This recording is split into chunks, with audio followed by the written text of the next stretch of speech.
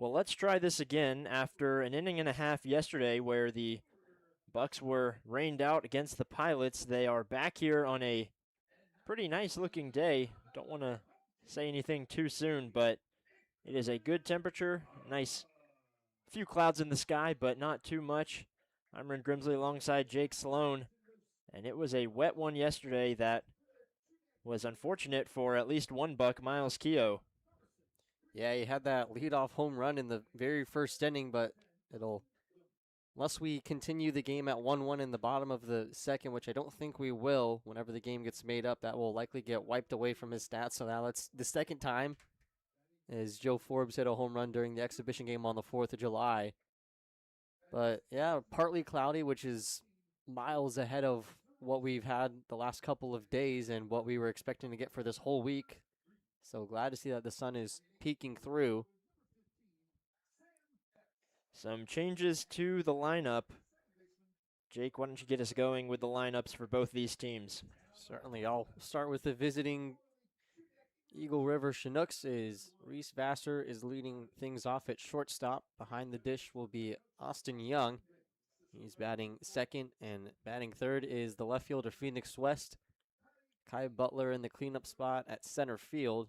Third baseman Drew Hurst batting fifth. Luke Zaromsky, the DH, is in the sixth spot. And then in the bottom third, it's first baseman Carter Reed, right fielder Sam Hess. And in the 9-hole, second baseman Tate Green. The Chinooks will have Oliver Adams on the mound to start things off, but we'll see him second. First, we'll see Dylan Nieto on the mound for the Bucs. Adams comes into the game for the Chinooks with a 5.79 ERA on 3 appearances and 14 innings pitched. Has given up 7 walks and 9 strikeouts with a whip of 2. Has also given up 4 home runs. So that's, I think, if not the most in the ABL, certainly one of the most. Yeah, he's definitely given up a lot of home runs. We haven't seen that happen with the Bucs pitchers. They've only given up 1 home run all year. That came against the Oilers a couple weeks back. The Oilers are now in second place in the ABL standings, still half a game ahead of the Bucs, and these two teams, the Bucs and Chinooks, are separated by just half a game as well. The Bucs at 13-10, the Chinooks at 13-11. So as we get later into the season, every game has more and more playoff implications, especially with how tight the race is with 4 out of the 5 teams. Pilots are 8.5 games back. Still can't completely count them out, but it would take nothing short of a miracle for them to be able to jump into one of those top 2 spots, and that's one of the things that the Bucs lose with the game getting rained out yesterday, is the ability to try to maintain pace with the Oilers and the Miners, who are sitting first and second in the league right now. So we'll have the anthem down on the field, and then we will be back with the Bucs lineup and the first pitch here on the Bucs YouTube channel. For our country today, in the past, and in the future.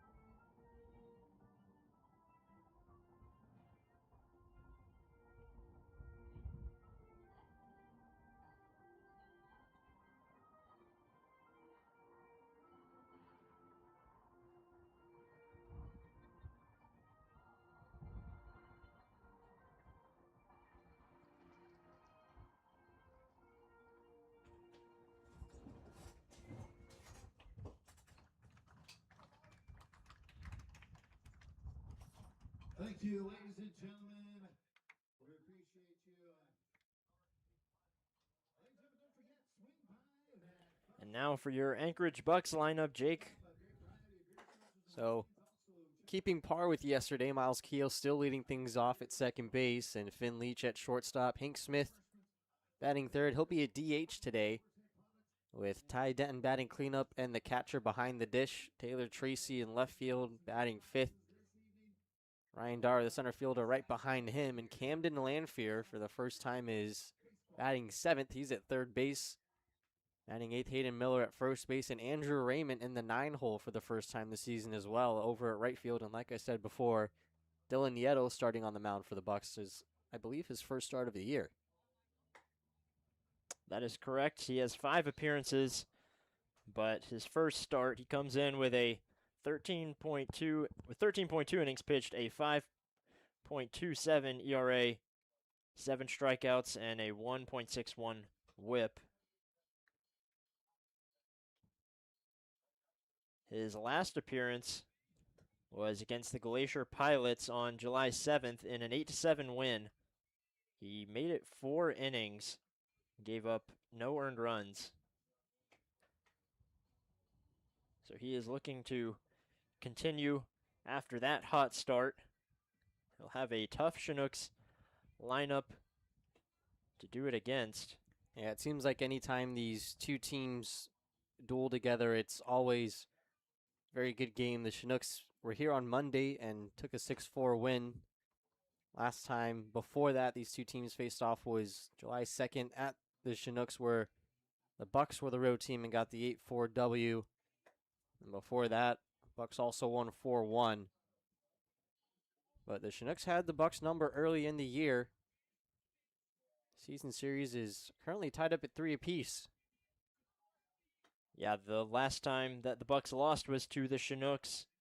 That was the last full game they played. The Bucs have not lost 2 games in a row since June 14th and 15th, so it's been a month exactly since they've lost 2 games in a row. That was one of those was to the Chinooks as well, so looking to change things up here as Reese Vassar comes up to the plate.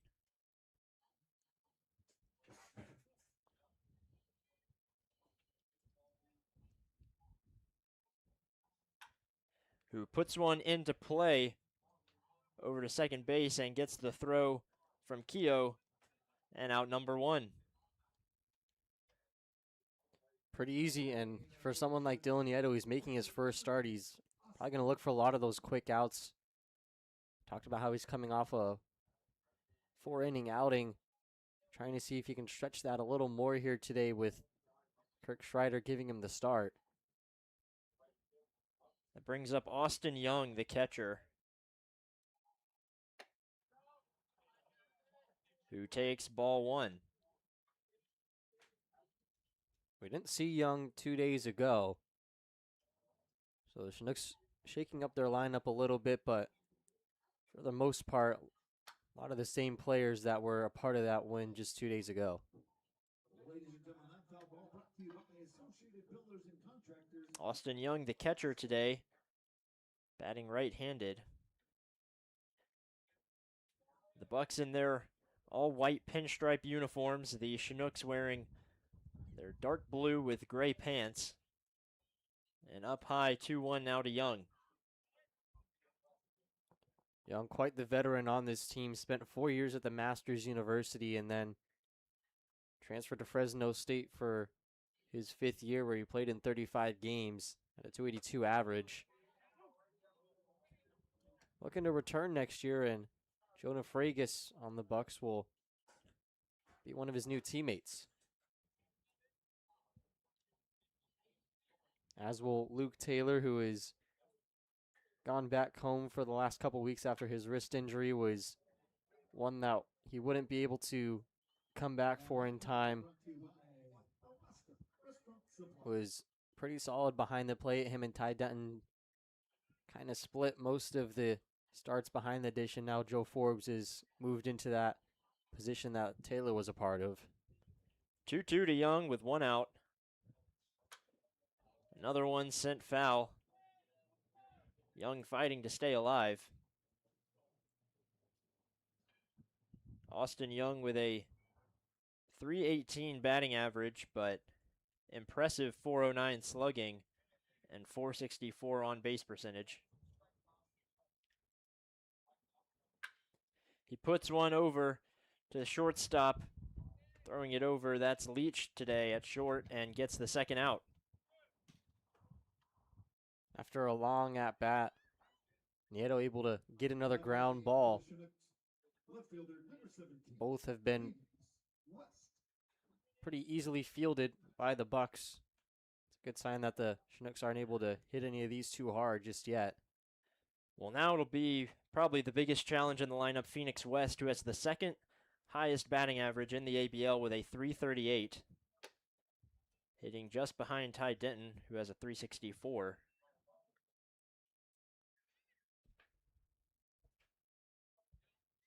West had himself a day, had a 2-run single and then another single. That 2-run single came in the 6th inning where the Chinooks did a lot of their damage and was the inning that really gave them the win. West was a big part of that.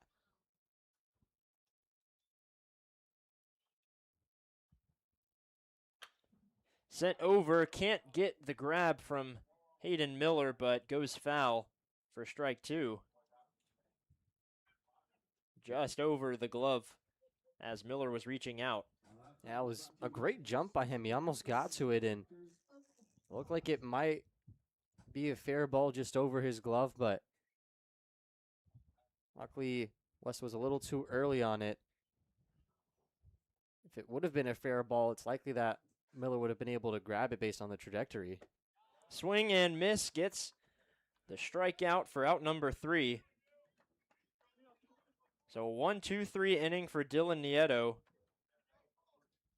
Miles Keogh leads things off in the bottom of the first when we come back.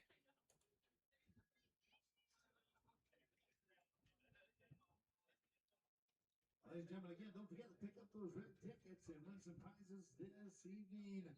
We can draw 3 times generally during the game, so head on over to the Pirate Stand, pick up that winning red ticket number, and we'll hopefully draw that for you and bring home some prizes.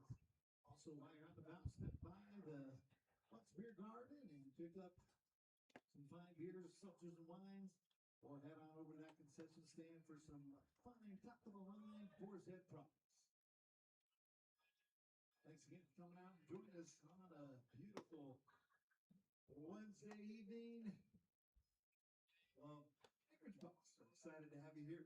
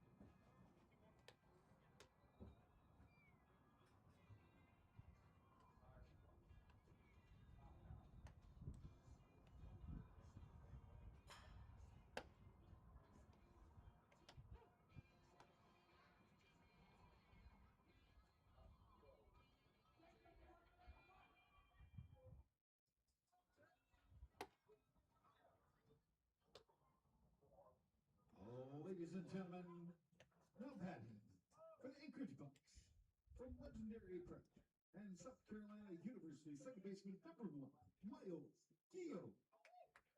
Miles Keogh got things going for the Bucs yesterday with a leadoff home run. He will look to do so, or maybe something similar, here as he leads things off against Oliver Adams. inside. Ball 1 to Keogh. It's pretty hard to replicate what he did with the leadoff home run. Obviously, that's probably going through his mind right now. But if he was able to put a swing like that on pitch, he's able to do it again. Well, puts one in the left center gap, gets down for a base hit. He's heading around to second. There'll be a play, but gets in just in time.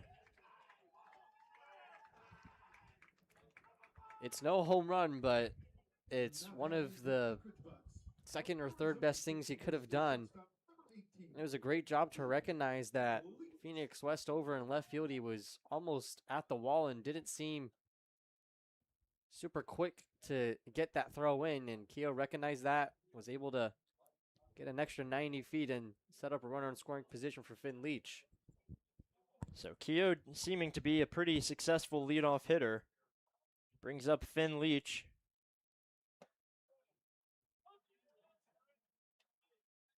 Leach tied for second in the ABL, and runs batted in behind Musil and Hasencleaver of the Oilers, who both have 19. Leach with 18.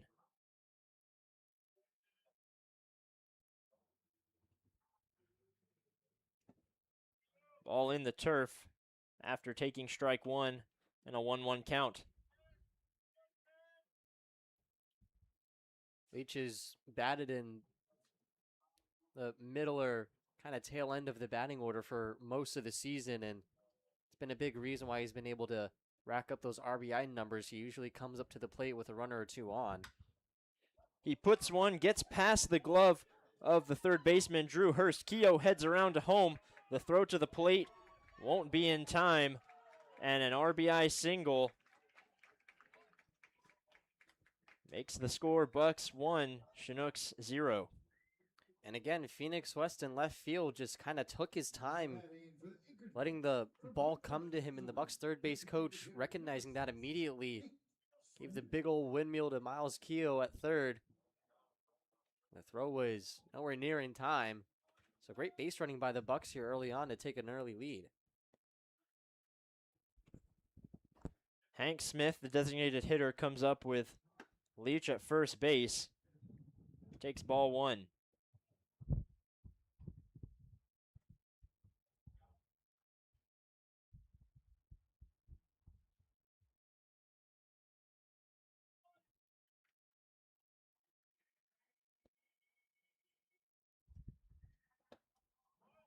Second pitch, second ball to Smith.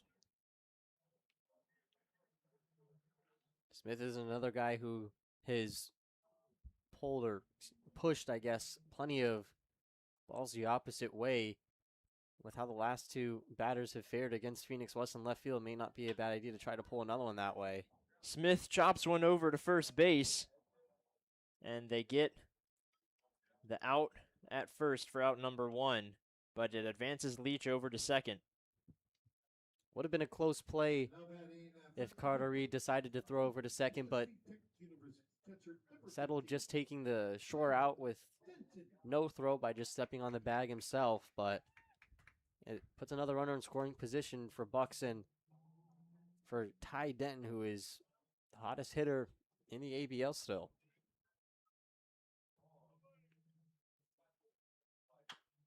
Denton chops one in the infield, heading for first. They'll get the throw, but Leach advances to third. A runner 90 feet away with 2 outs. Bucs have been attacking any ball that comes near the zone. There's only been one taken strike, and that was by Leach, who only took 2 pitches before sending the third one into left field. A very aggressive approach from the Bucs has resulted in 1 run scored and another one just 90 feet away. Taylor Tracy, who's also been hot as of late, especially with runners in scoring position, takes strike 1.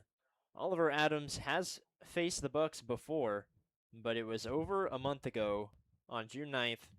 He pitched 5 innings, gave up 7 hits, 5 runs, but only 2 of them were earned. And this lineup looks way different than when he last faced them. Tracy, Hank Smith, Andrew Raymond, all were not on the team yet. So very new lineup that he'll have to face compared to his last time up. Bucks down to their final strike. Tracy, the left fielder today, pops one up. It'll go into foul territory and just out of reach for first baseman Carter Reed. Tracy stays alive, down in the count 0-2. Was just a little bit behind on that pitch. Saw it was going to wind up in the strike zone and just had to protect the plate with an 0-2 count.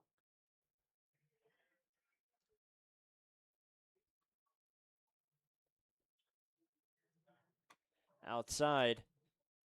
1-2 now to Tracy.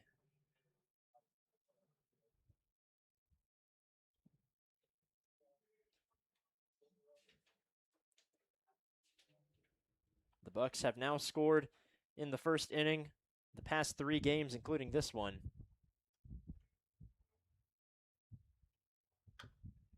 Fouled off. Staying alive, still with a 1-2 count. That's a stark contrast to what they were doing for most of the season. They would struggle in the first half of games, and their offense would come alive later on. Not wasting any time, and not giving the Chinooks the chance to try to control this game. The 1-2, swing and miss. It was tipped into the glove of Austin Young. So Bucks take a 1-0 lead for the second straight game. However, the weather looking a little better. We'll be back with Dylan Nieto here on the Anchorage Bucs YouTube channel. Ladies and gentlemen, the packaging store, locally owned and operated in Anchorage since 1993. Whether you're moving, shipping, or need custom packaging and printing for valuable items, trust the team with over 30 years of experience. The Packaging Store, Alaska's packaging, shipping, and moving experts.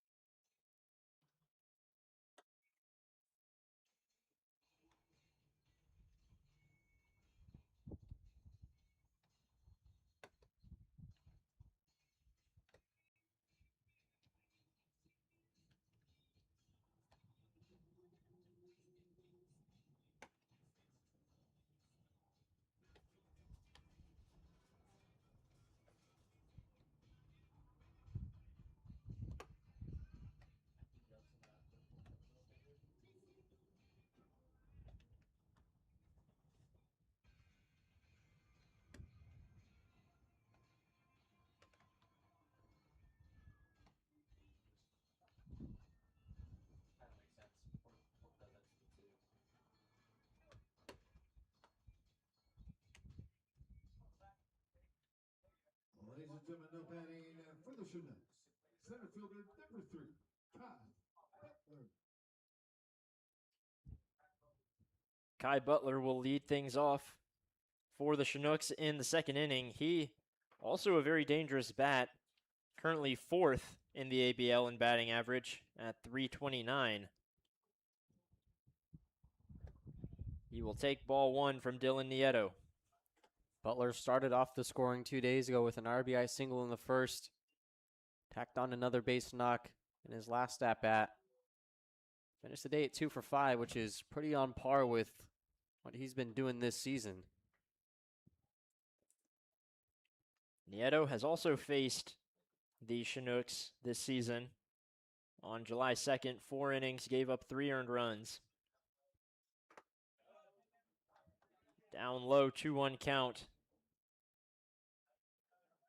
Came in with a big lead and then gave up a couple of runs, but it's the game where Cash Osterfeld came in and slammed the door in the 9th inning. Chopped just foul on the third base line. Count goes even at 2 apiece. It's the first time in a while that we've seen Lanfear at third. Wonder how he'll perform over there. He's been so reliable for them at shortstop, just getting shifted over a little bit. But we've seen a handful of players over at third base for the Bucs, and have all fared pretty well. So good problems for Kurt Schreider to have when deciding who to put over at third. Yeah, very valuable having all these infielders who can just seem to play any position. Even got Hayden Miller over at first, who has played that third base. I think everyone in the infield has played third base at one point. Pretty much everybody but Miles Keogh and Hank Smith. It seems to be the only players in the infield that we've seen who haven't gotten their chance at the hot corner just yet. I may be making this up, but I feel like Keogh did have an appearance at third. He honestly might have. Or maybe I'm thinking of him moving to center field. That did happen a couple games ago. Chopped over to Lanfear at third base. He'll pick it up and make the throw just in time and gets the out.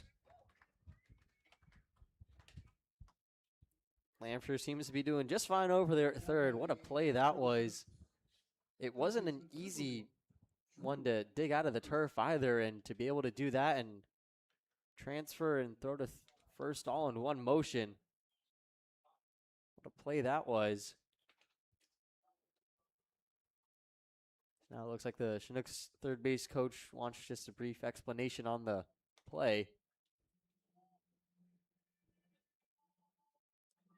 I mean, it was definitely a close call, but I don't think it was ridiculous to call out there. Definitely a bang-bang play, although I'm kind of interested why it's the third base coach and not the first base coach. But we get confirmation there's no video system to challenge, so whatever the umpire says goes. There's not much that they can do to make it overturned.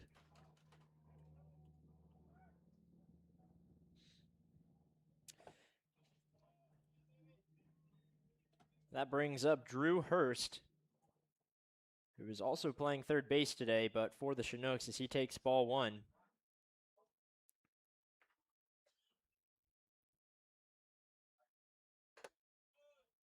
Finding the outside part of the zone, 1-1 count. Hurst had himself quite the day against the Bucs on Monday. 3 for 5 with 2 singles and a double. Came around to score twice. Was a big part of this offense that I've yet to see reach base today.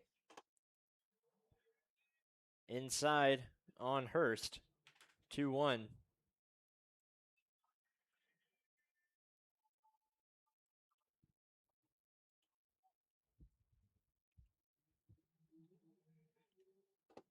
Swing and miss, even at 2 apiece with 1 out. It's a great pitch by Nieto. Put a fastball. Try to get the inside corner on the last pitch. Couldn't. But you're able to slow down your next pitch to get Hurst out in front of it.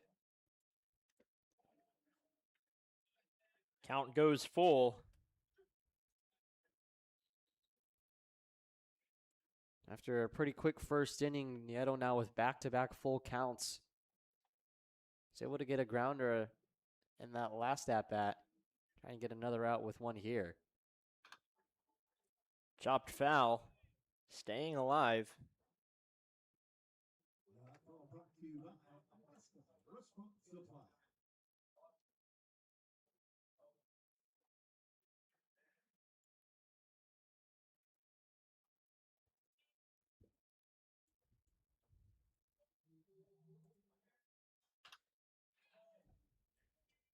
Still fighting to stay alive. He just cannot seem to get Hurst to go down.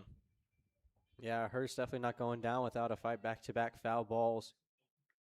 We've seen a lot of batters foul off pitches, just coming close to being able to put one in play, but taking a couple swings to do it.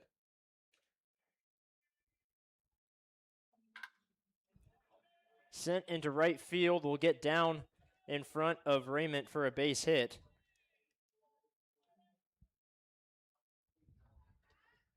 So the Chinooks get their first base runner of the game off the bat of Drew Hurst. Outside of that hard hit foul ball in the first inning, that's the first one since then that we've really seen and barreled up by the Chinooks, and results in their first hit of the game. You figured it was coming eventually. Now it's all up to how Nieto responds. Down the middle to Luke Zaromski, the designated hitter.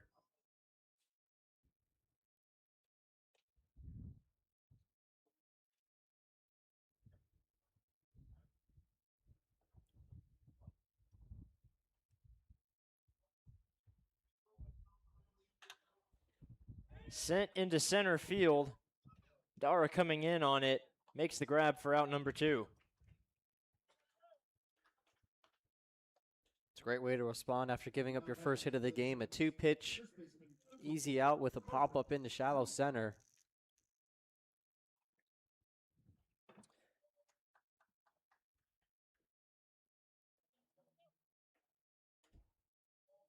That brings up Carter Reed, the first baseman, with 2 gone. A runner on first. They'll throw over to keep Hurst near the bag.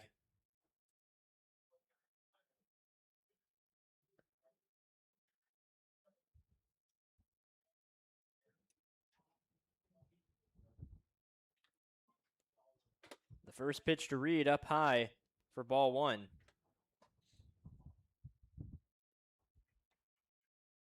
The Bucs also have several outfielders who can play a lot of positions. It's pretty much been Raymond in right field ever since he got here. But Dara and Tracy there today. Also got Garcia and McLeod who can move around. We saw Lanfear in left field at the beginning of the season, so the Bucs really just have a lot of guys who can play a lot of different positions. Yeah, I'd say the position that's most likely to be locked down is probably Raymond and right. Although we've seen Ryan Dar and AJ Garcia play there a couple times. But it's always great when you have such a versatile team. Obviously, during summer ball, some guys may be inclined to try out new positions based off of what their college teams are asking of them. Probably also one of the only reasons why we're seeing Tracy hitting for the Bucs. He was only a pitcher at Tennessee this year, trying to branch out a little more, see how he is in the box. And just goes to show that if you want to play at a higher level, you have to be able to move around and play a bunch of different positions. Yeah, versatility is one of the best attributes you can have, especially at this level. Keeping Hurst over at first base.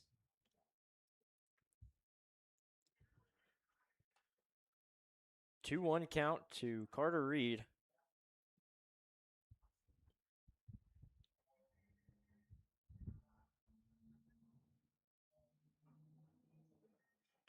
Swing and miss. Throw back over to first. Drew Hurst was several steps off the bag, but able to get back in time. All of the Bucs seem pretty adamant on making sure that Hurst stays over there at first base, not letting him get comfortable. They'll throw over again, as you say so.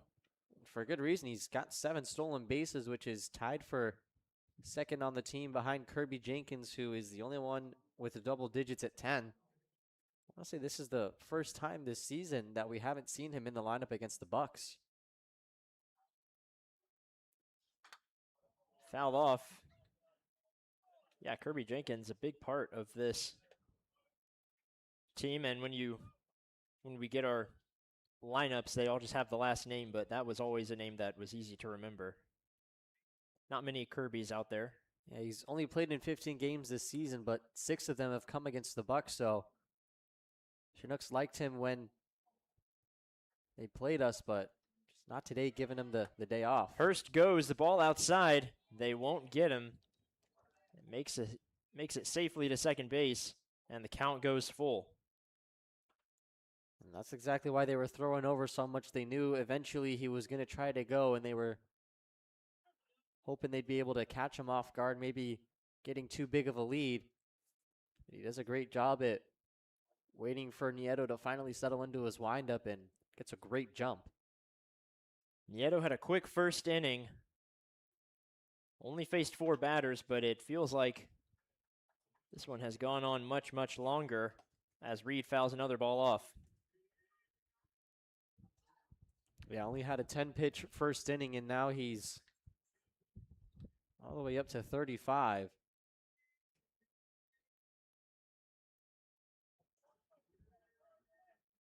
But none of that really matters if he's able to get this out here. That's all that matters is getting those 27 outs for the whole game, no matter how many pitches it takes. The payoff pitch up high puts runners at first and second.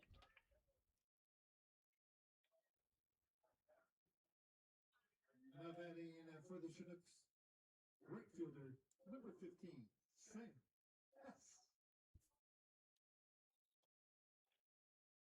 Samuel Hess now the batter for the Chinooks.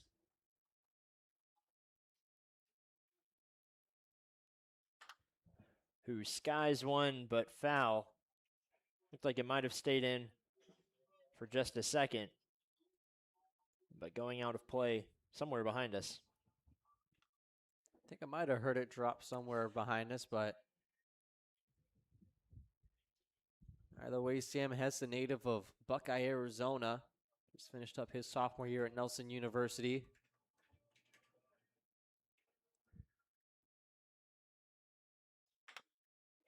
Chopped into the infield. Lanfear trying to make another play on it. He'll hold the throw, but now getting at third nearly.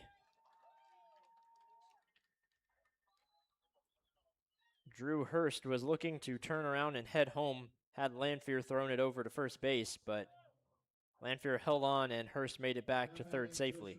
If that throws a little more on target and Finn Leach is able to get to third a step quicker, he might have made a very smart play. Hurst was anticipating the throw over to first, and Lanfear smartly held on to it and whipped his head around to see Hurst a little too far off the bag. But now a huge moment in just the second inning with Dylan Nieto trying to keep the Chinooks off the scoreboard. The bases are loaded, but have two gone. It brings up the 9-hole hitter Tate Green.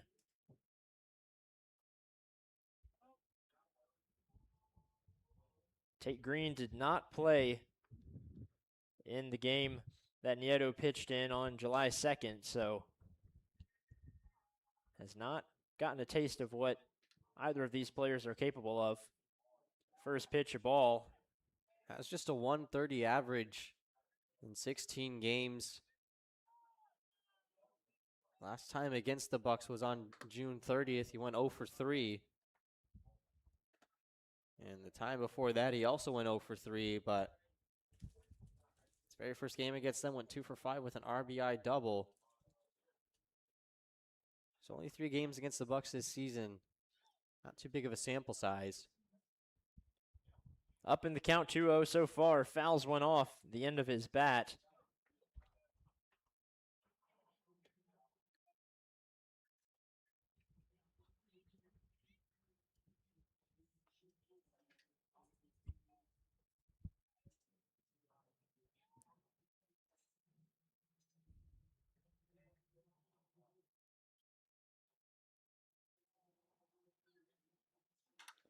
Sent into right field. Raymond drifting back. Makes the grab for the third out. Nieto able to get out of a jam as the Chinooks strand 3 runners and remain scoreless going into the bottom of the second when we come back here on the Anchorage Bucs YouTube channel. Ladies and gentlemen, some of our fine sponsors, Boardheads of Alaska, Alaska Original, Alaska, the Alaska's Spring and Performance, Hillcorp of Alaska, Subway of Alaska, all proud supporters of our Anchorage Bucs. Don't forget, while you're out and about, ladies and gentlemen, check out that concession stand. Speaking of top of the line Boar's Head products, go check them out. Take on Tommy. Also swing by the Bucs Beer Garden and check out the beer, seltzers, and wines. And also don't forget to swing by and pick up your red ticket for a chance to win some prizes this evening. Drawing coming very soon, I'm sure. So stick around, listen to that number, and get your tickets for a chance to win.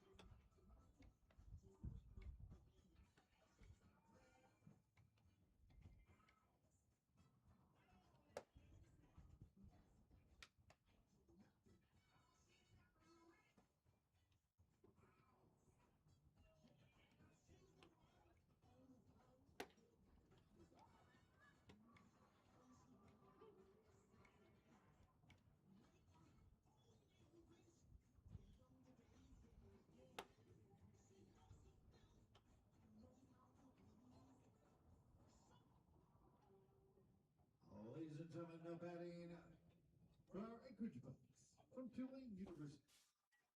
Center fielder, number 8, Ryan Dora.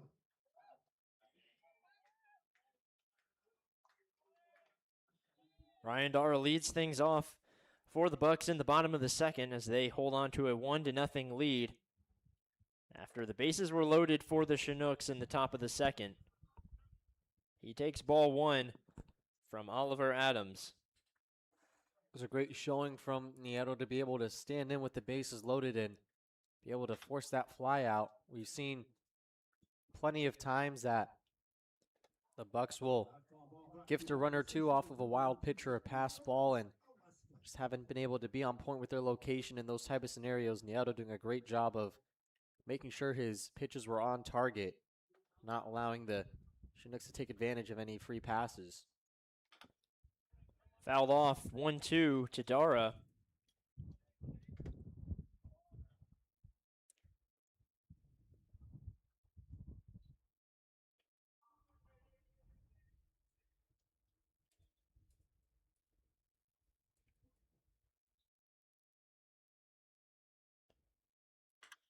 Dara puts one right up the middle, throwing over to first, but not in time as first baseman Carter Reed unable to even hold on. Tate Green made a pretty good play as he had to hustle to get the ball and make the throw.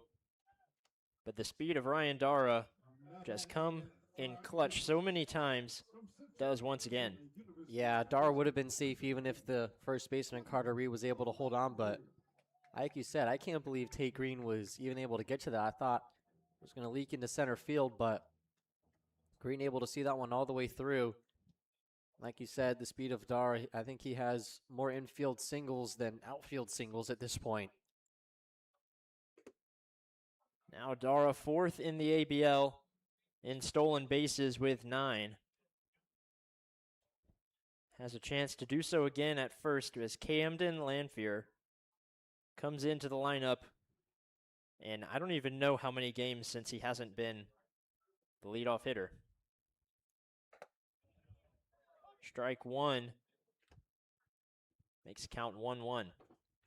It's probably in the 15 to 16 game region, somewhere around there. That's how long it's been since he has not been leading things off for the Bucs.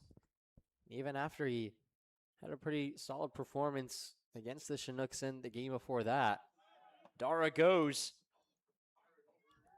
The ball gets away from Green once again into center field, so Dara will steal safely and puts a runner in scoring position with nobody out.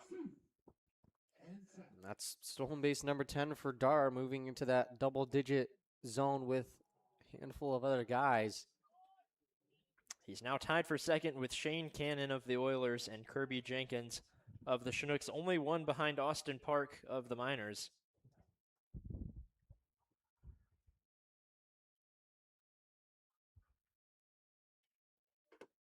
Inside on Lanphier, 2-1. And even with the speed of Dara, I'm surprised that he hasn't moved up in the lineup with how speedy he is. He's been in that 6th spot for I don't even know how long, but it's always great when you have somebody of that caliber, especially on the base pass, that low in your lineup. So it was actually 3-1 before, and the fourth ball gets in on Lanphier, and a 5-pitch walk to put runners at first and second. It's always a little anticlimactic to me when the runner at first steals second and then there's a walk, so it's like you didn't even really need to do all that. Yeah, it looks good for your looks good for your stats. Looks good for the stats, but it is like just like, oh, okay, well, those missed pitches also could be because of a runner being in scoring position. The pressure's maybe a little more on the pitcher and might miss their mark because they don't want to give up that RBI single. Throwing back to second, Dara making it just in time. It's Hayden Miller at the plate now, but a close call for Dara at second base. Yeah, I always wonder if the base runners can sense the fielder behind them coming in to cover the base. Obviously, It's a lot easier to see the second baseman than the shortstop when the shortstop's right behind you. But either way, Dara able to read the eyes of the pitchers there and dive back in time. And we've seen so many middle infielders try to slap their glove to make noise behind the runner at second, try to make them think that they're coming up. And then when they do come up, they're sneaky about it. Miller lifts one high into left field. Phoenix West over to catch, barely in fair territory, as that's out number one here in the bottom of the second inning.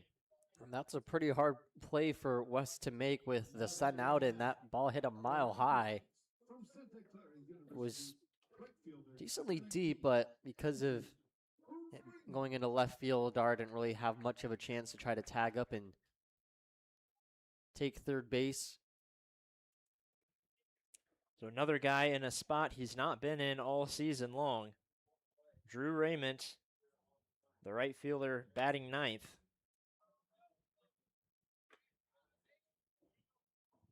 First pitch ball outside. And even though he's not used to being in this position with how Keogh and Leach started off this game with 2 hits, having Drew Raymond in that 9-hole is such an advantage because you know, you're well aware of what he's capable of. And if he's able to continue that production as the last hitter in this lineup, it makes no part of this lineup safe.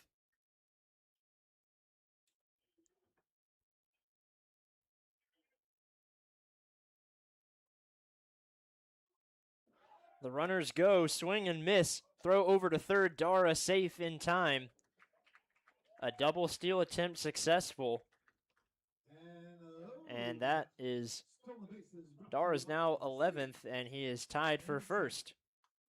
Got a great jump on that, and usually you want to try to steal when there's a right-handed batter, but have to make do with what they have. I wonder if Raymond's swing hindered Austin Young's ability to be able to get a great throw.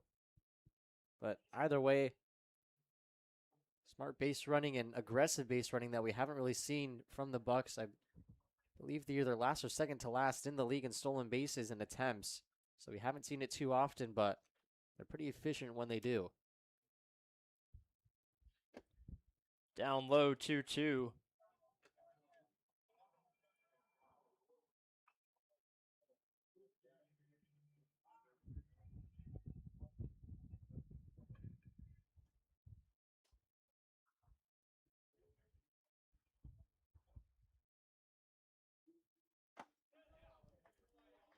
And swing and miss gets Raymond down on strikes. Only the second out of the inning, and brings up the leadoff hitter, Miles Keogh. You'd love if he would be able to put that ball in play and maybe try to create some chaos, but either way, it still brings up Miles Keogh, who has shown what he can do in these last 2 at-bats. He swings and misses at the first pitch. Yeah, the Bucs are second to last in stolen bases behind the Glacier Pilots. The Bucs with 32, the Pilots with 22, but you look at the minors, they have 60. Yeah, all 3 other teams have at least 50 or more. So the Anchorage team's lagging behind, but with how many base runners the Bucs have had, you'd think that they would try to steal more.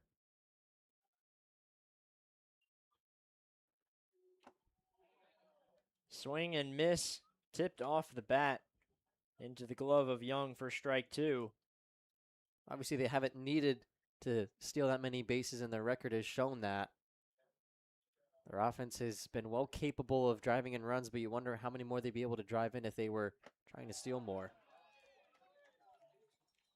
So Keogh goes down on strikes, the second straight batter to strike out against Adams. Strands 2 runners in scoring position. The Bucs leading 1-0. We'll be back for the third here on the Anchorage Bucs YouTube channel.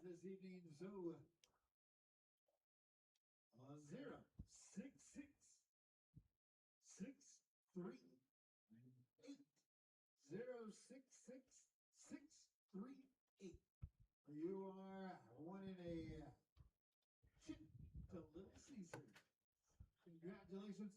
Don't forget, ladies and gentlemen, those tickets are available at the Pirates Den, so swing on over and pick one of those up. And while you're on the dot, check out the Bucs Beer Garden and great line of beers, seltzers, and wines, as well as a concession stand serving up top-of-the-line Boar's Head products and all kinds of other culinary delights to take care of that little tickle in the tummy. Thanks for joining us this evening with Anchorage Bucs Baseball.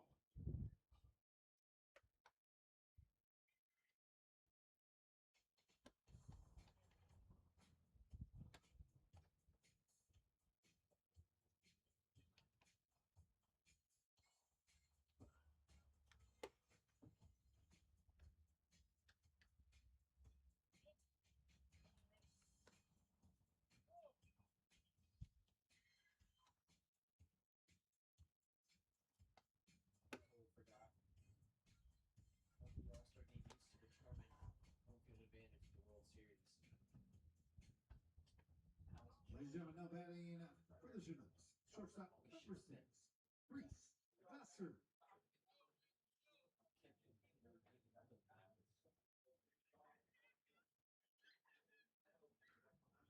Back to the top of the lineup for the Chinooks with Reese Vassar, who grounded out on the first pitch of the game.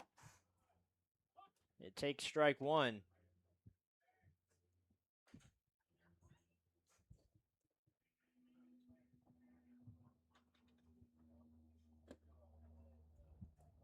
Down low, 1-1. Well, obviously the rain is not here today, but the wind has been pretty consistent. Right now, blowing in just a little bit from out of the outfield. Yeah, those flags have not sat still at all this entire week. Wind has been a big factor. Vassar skies into the infield. Keogh under it. Makes the grab for out one. And with the way it's blowing from right to left, if any right-handed batter puts one into left field, they may see the distance of their hit be hindered by that.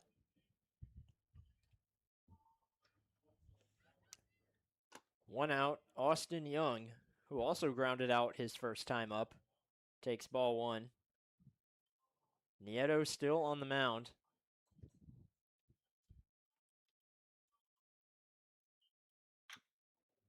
Chopped just foul.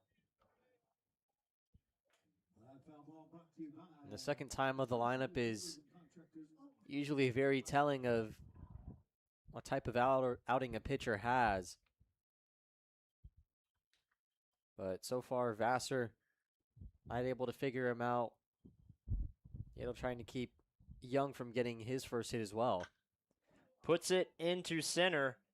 Dara drifts back as Young lines out for the second out. And so far, so good. It was just that latter half of the batting order that was able to see him pretty well, but this is now a big test, trying to get Phoenix West out in back-to-back at-bats.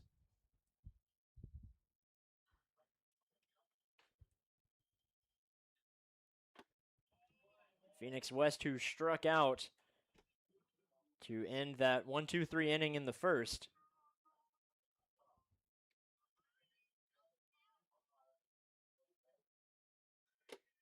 He takes the first two pitches, 2-0 in the count. It's not the type of hitter you want to get down in the count 2-0 on.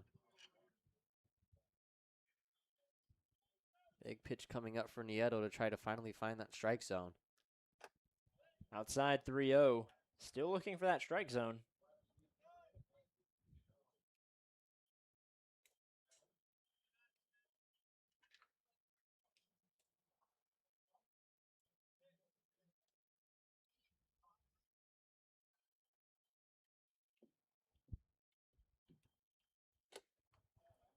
A 4-pitch walk, unable to get his second 1-2-3 inning of the game as West heads to first base.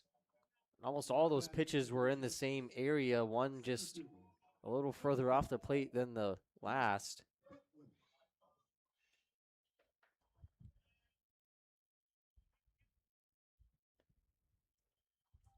which brings up Kai Butler. Butler with an incredible batting average, puts one into left field. Dara able to get there. The second line out of the inning as the Chinooks strand a runner. The Bucs maintain a 1-0 lead heading into the bottom of the third. It will be Finn Leach leading things off when we come back. Ladies and gentlemen, some of our fine sponsors here for the Anchorage Bucs. Arby's of Alaska, Lowe's O'Brickey's, Safe and Sound, Northern Lights Imaging, Trailer Craft, and Little Caesars, all proud supporters of our Anchorage Bucs.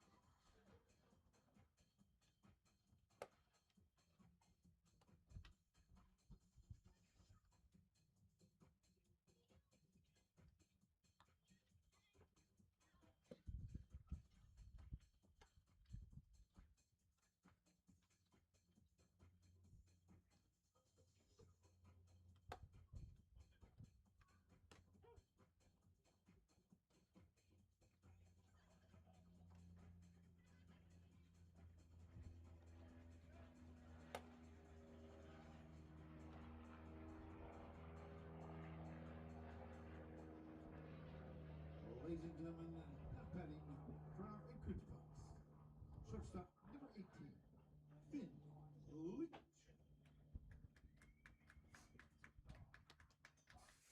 Finn Leach, who has the only RBI of the game after driving in Miles Keogh, leads things off for the Bucs in the bottom of the third. Oliver Adams still on the mound.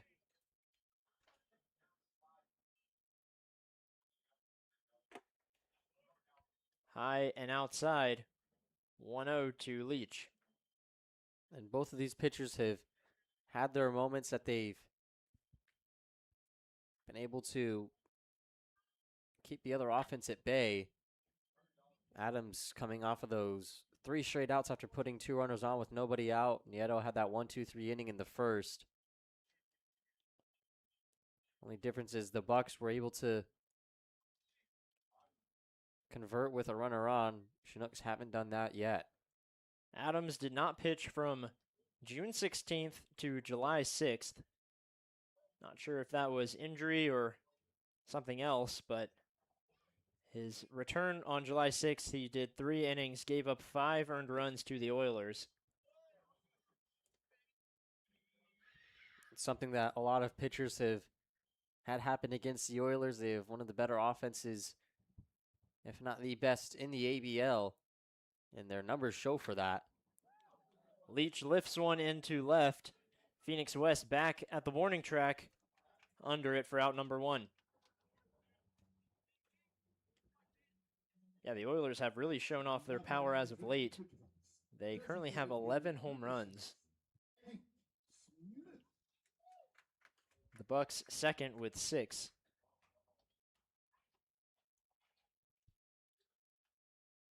Yeah, they have the best average. They have the most home runs, like you said, most hits as well. But the Bucs aren't too far behind in a lot of those categories. Their offense has been a big reason why they're only half a game back of second place. But we've talked about it before. It's just whether or not that offense and pitching can come together and deliver in the same game. And also the strikeouts. The Bucs are significantly the highest team in strikeouts, as Hank Smith puts one up in right field. Under it for the out is Samuel Hess. 2 gone in the bottom of the third. Yeah, and they've had a lot of looking strikeouts too. It hasn't all been swinging. They just haven't been able to pick the bat up off of their shoulders in some scenarios. But they've been aggressive today. It's also resulted in 3 swinging strikeouts.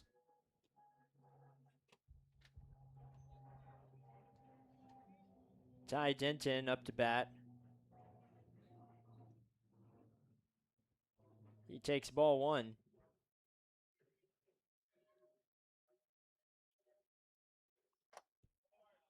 Down the middle, 1-1.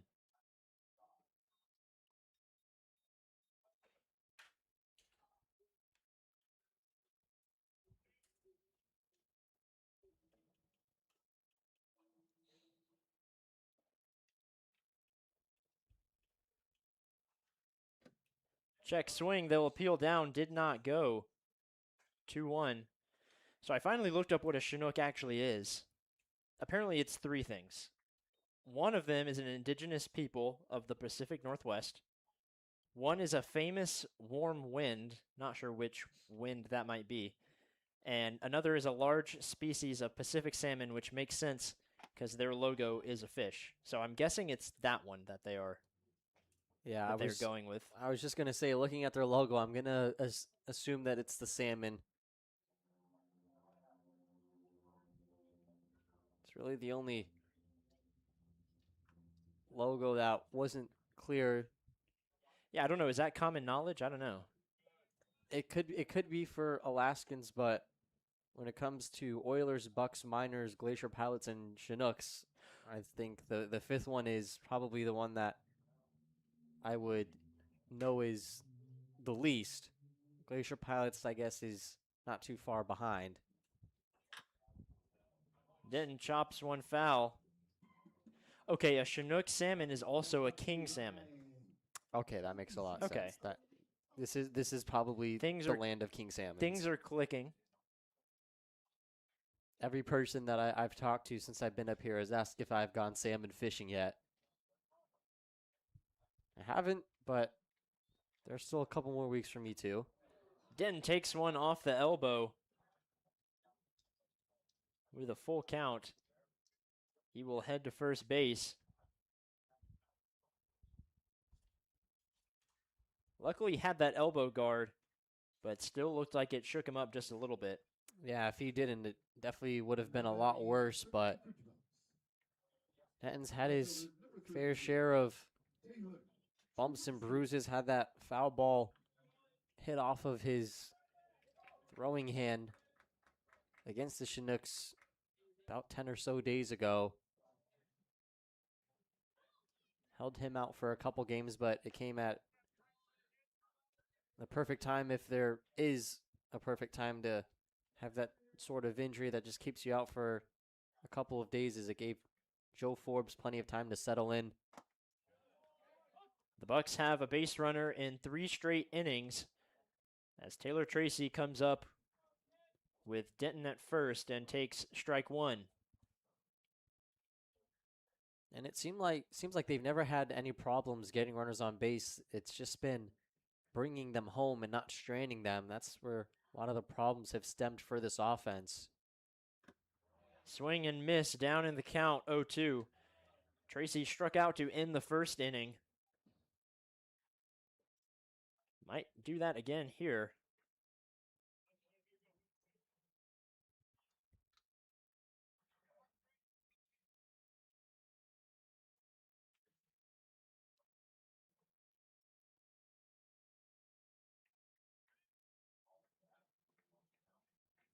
The 0-2. Swing and miss. Tracy goes down on 3 pitches as the Bucks strand a runner. Your score, Bucks 1, Chinooks 0. We head to the top of the 4th here on the Bucks YouTube channel. So we can recognize your service to both this nation and to our community. Thank you, ladies and gentlemen. We appreciate you and all you do. our communities as well as our great nation. Thank you.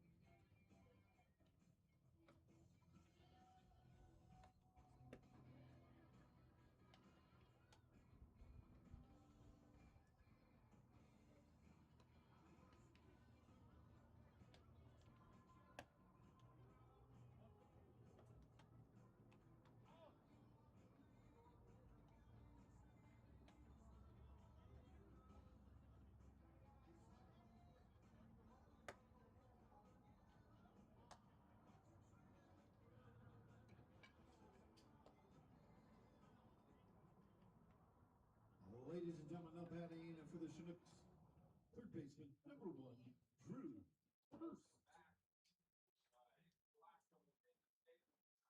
Dylan Nieto on the mound for his 4th inning of work with 3 scoreless innings. He'll face Drew Hurst, who had a single to start somewhat of a rally in the 2nd inning, though Nieto was able to escape with the bases loaded as Hurst fouls off the first pitch. It's the only time that Nieto has really struggled, and don't see anybody up in the bullpen yet for good reason. Nieto looking strong. Rick Charter hoping he can get at least 4 innings out of him, but only up to 55 pitches, depending on what his pitch count is set at by his coaches at Cal State Fullerton. Just hoping that he'll be able to go as long as possible. Down in the zone, 2-1.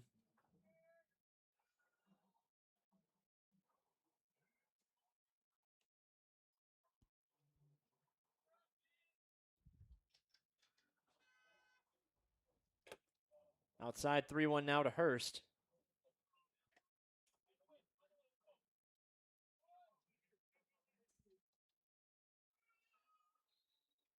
I believe Drew Hurst is also a guy who can play multiple positions. I remember him at first base because I remember saying Hurst at first as he puts one into right field. And now Hurst is once again at first. And right on cue. I think you are right about his versatility to play positions, but it was just a solid hit by him. He saw it all the way through. It's the first leadoff base runner that Nieto's given up today, so we'll see how he responds to that. Luke Zaromski, who popped out to center, shows the bunt, lays off of it, but in the zone for strike 1. It's a good pitch by Nieto. It's important for him to just try to attack those corners of the strike zone and see if he can get another pitch for Zaromski to lay off of.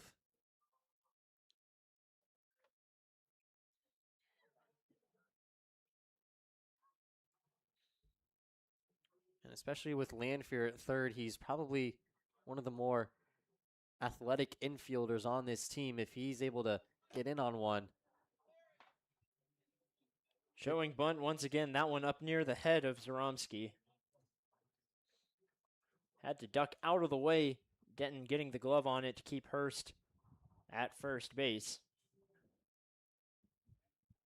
I don't want to keep rhyming. Not a Dr. Seuss book. Puts down the bunt, stays. Actually, it went foul. Miller waiting patiently as it drifted down the first base line and rolls foul for strike 2. It was great recognition by Miller to see that it was going foul. He almost picked it up in fair territory, but just waited that split second. Probably wouldn't have been able to get the force out at second base if he picks that up Now it forces Zaromski to actually swing the bat with 2 strikes.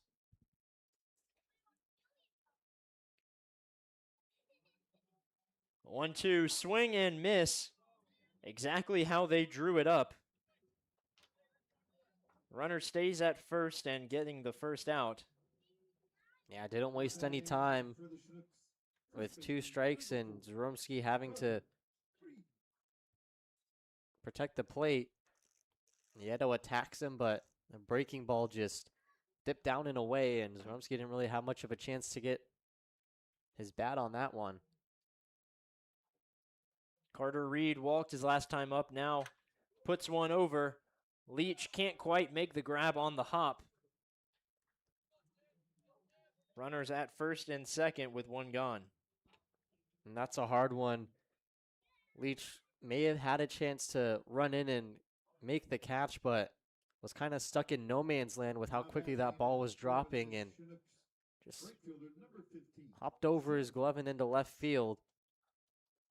Still have the double play ball available if Nieto's able to force a ground ball.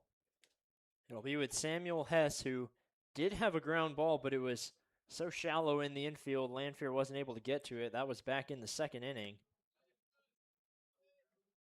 As he takes ball 1.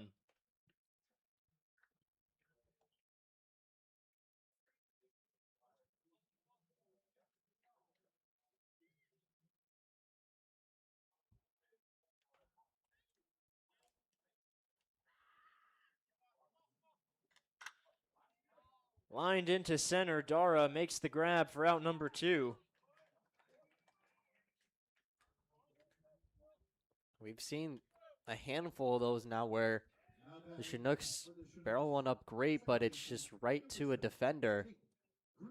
Dara barely had to move on that one, and it's a huge second out. Nieto just 1 more away from stranding a couple more on the bases. 9-hole hitter Tate Green, who popped out in the 2nd inning over to right field with bases loaded, comes up now with runners at first and second. He puts one into right field again, but that one way foul and out of reach for anybody for strike 1.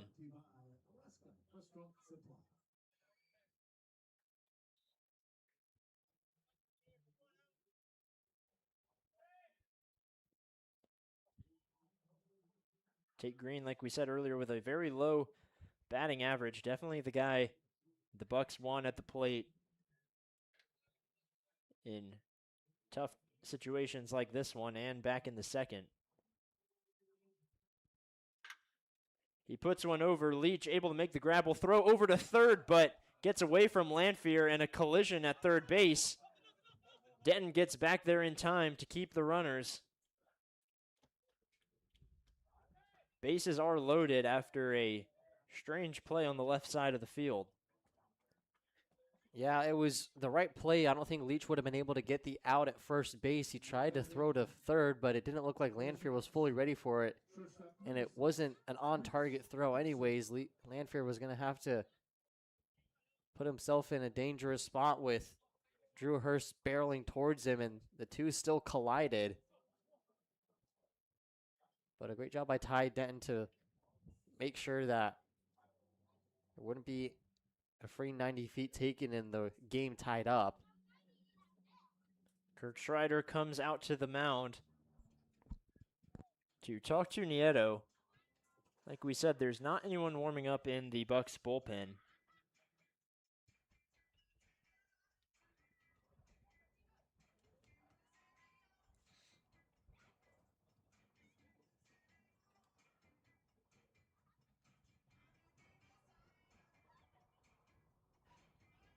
He talks to Nieto and the rest of the infield.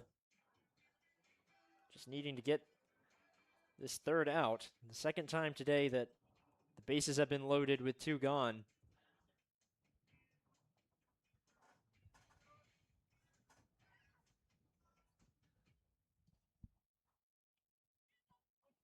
There are some pitchers out there, though, who have made a living off of getting into jams and then getting out of them.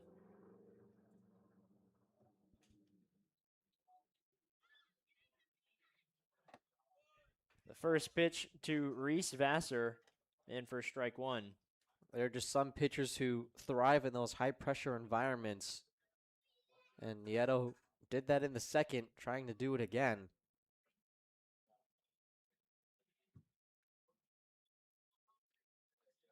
Swing and miss. Nieto opened the count 0-2. Vassar 0 for 2 on the day, as the Chinooks down to their final strike in the top of the fourth.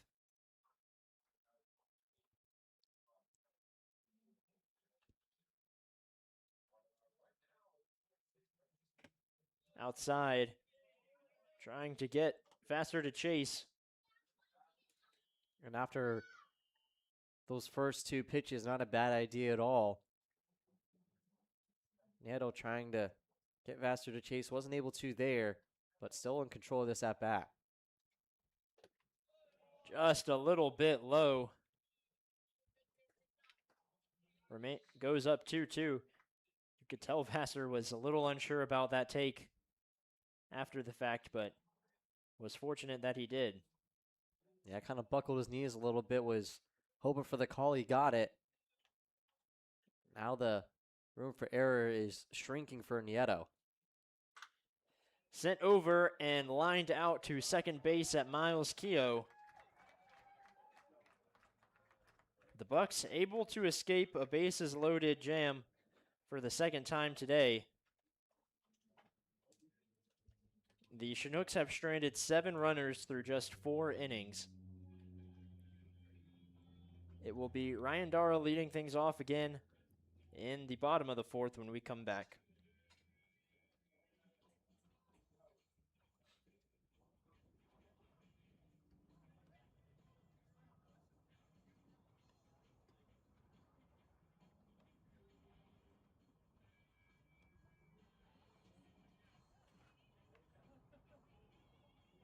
Ladies and gentlemen, some more of our fine sponsors. Little Caesars, Alaska Highway Safety Office, Google of Credit Union, State Farm, Alaska Towing and Wrecking, and Club Paris, all proud supporters of our Anchorage Bucs.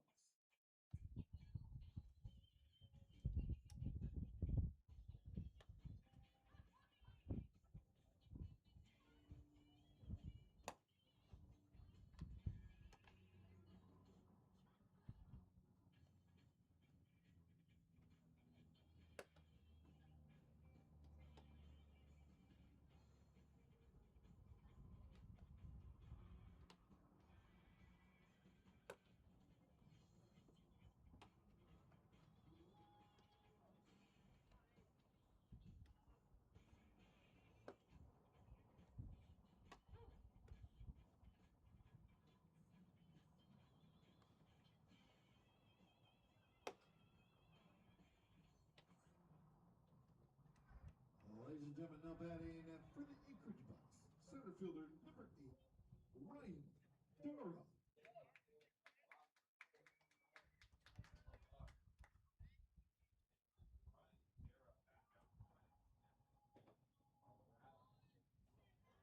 Adams on the mound for the fourth inning. He'll face Ryan Dara, who is able to leg out an infield single back in the second inning as Dara takes strike one.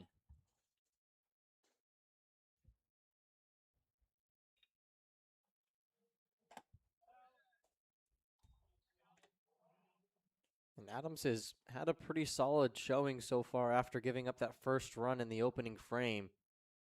He's only given up 1 hit to Dara since. The other 2 base runners are walking hit by pitch. Big swing and miss from Dara. Down in the count 1-2.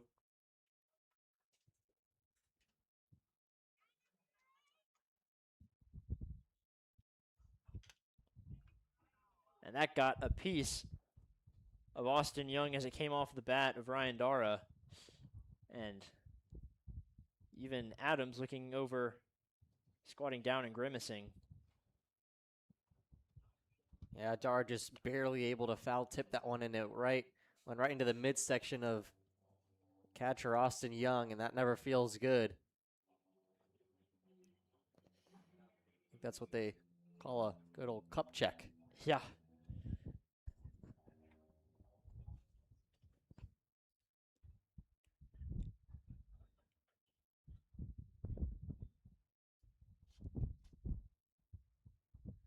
Well, Young seems to be okay. Probably take a couple more at-bats for him to get back to normal, but with how his pitcher is dealing on the mound, doesn't want to waste any time. Dara grounds one over to third. Will not beat the throw this time. Out number one for the Bucs in the bottom of the fourth. Now batting for our Anchorage Bucs, third baseman, number 17. Camden Lanphier walked in the second and took second base, and that was as far as he would make it. Now comes up with nobody on.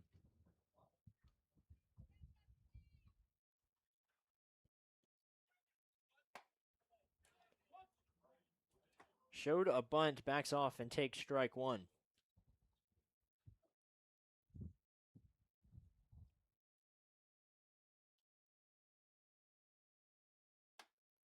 Swing and miss, down 0-2. The aggression from the Bucs at the plate has started to backfire just a little bit in the last couple innings. That one outside, 1-2. And Adams has done a great job against these right-handed batters of being able to locate a lot of these pitches right near that outer part of the plate. Some of his breaking balls have just wound up a bit outside, but batters have still chased it. Down the middle, gets Lanphier looking. The fourth strikeout of the day for Adams, and the first one looking. For our Anchorage Bucs, And after that number 20. 0-2 pitch was a slider that ran outside. Lanphier thought it was going to do the same, but didn't have as much break on it, and he knew it immediately as soon as he saw that pitch land in the zone. Started walking back before he was even out. Miller swings, the bat goes flying. Can't blame it on the rain today.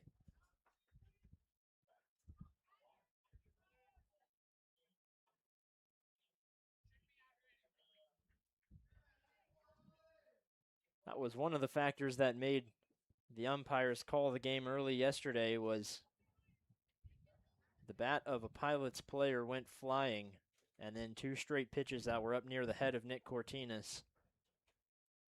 And we've seen that happen over and over again, even without rain. Wonder what's going on in the league. Swing and miss. Adams dealing here in the fourth as he's up 0-2 against Miller.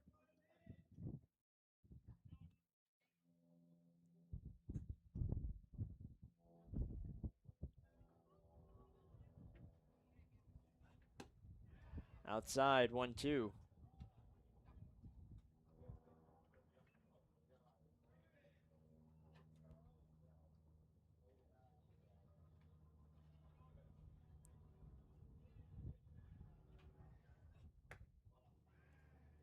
Outside once again, trying to get Miller to chase, but the count goes even at 2 apiece. Miller's second on the team in strikeouts, but he's shown good patience these last two pitches. Just trying to protect the zone.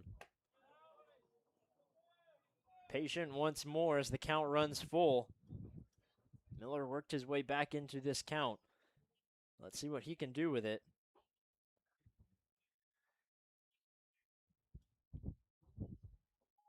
The payoff pitch in the turf. 4 straight balls puts Hayden Miller at first base. And the way that Adams was dealing, it seemed like even if he was able to find the strike zone, a lot of these Bucs players were just swinging and missing. Those 4 pitches not really close to the zone. But the Bucs will take any base runners they can get at this point, and also brings Adams' pitch count up to 68.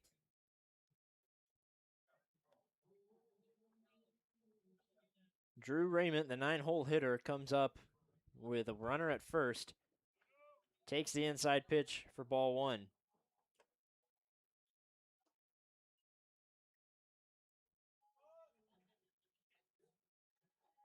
Miller can be dangerous on the base pass. He only has one for the Bucs this year, but he led the Missouri Valley Conference in stolen bases. So he showed off his speed during college ball. Hasn't gotten as many chances here with the Bucs, but that's been because he hasn't been on the bases that often. See if he tries to take advantage here. The 1-1 to Raymond. Fouls off again. 1-2. And the trajectory of these foul balls is going straight to the parking lot, which is full today because there's a concert happening in the parking lot right next to us. So there may be a couple of cracked windshields or windows when we... It's one of the more interesting pop-up little concert festivals happening over there. Raymond puts one up the middle, gets down for a base hit. The Bucs looking for a 2-out rally as they have runners at first and second with Miles Keogh coming up to bat. And they've done plenty of damage with 2 outs in these games. That's the advantage you have when you have Andrew Raymond in your 9-hole. He's been huge batting second.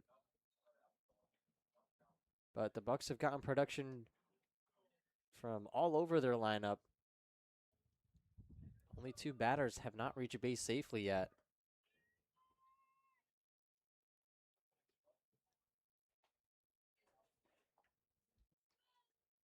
Keogh had a double to lead things off. Puts one up the middle again.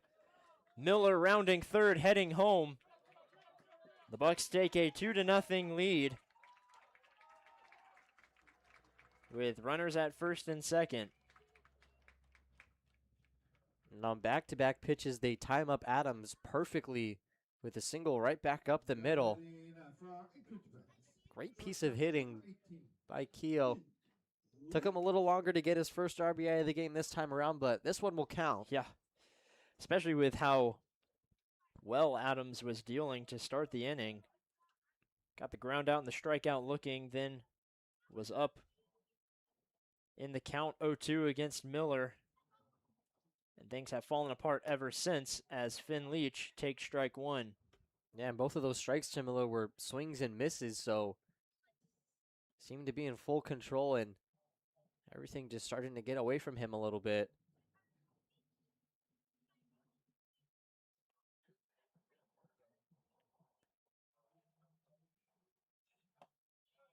The 0-1 gets down the middle. 0-2. Not sure if Leach was sitting on an off-speed pitch there, but a fastball right over the plate, just wasn't able to pull the trigger. We'll see if Adams has learned from his mistakes. Was up 0-2 earlier with 2 outs. Now back once more. Leach swings but tips it foul and back. Staying alive here in the at-bat. Just barely got a part of that one. Luckily this one hits Young right in the chest plate, so has some protection there.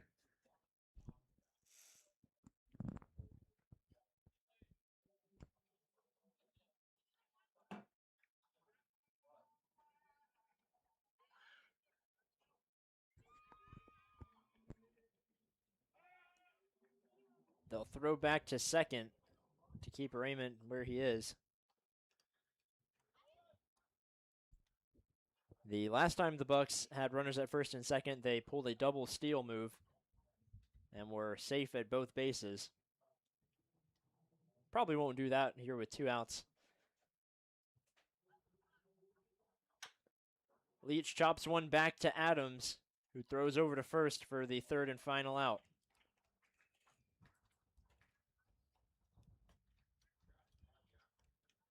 So the Bucs add one more to their total, taking a 2-0 lead. We will have a new pitcher on the mound and more information when we come back.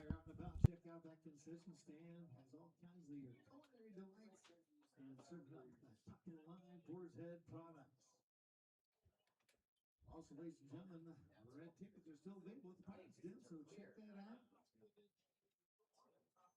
We got a red ticket number right here as as we speak of it. This one's for a certificate to Club Paris, one of the finest steaks in Anchorage. Here we go. That red ticket number is 0666227.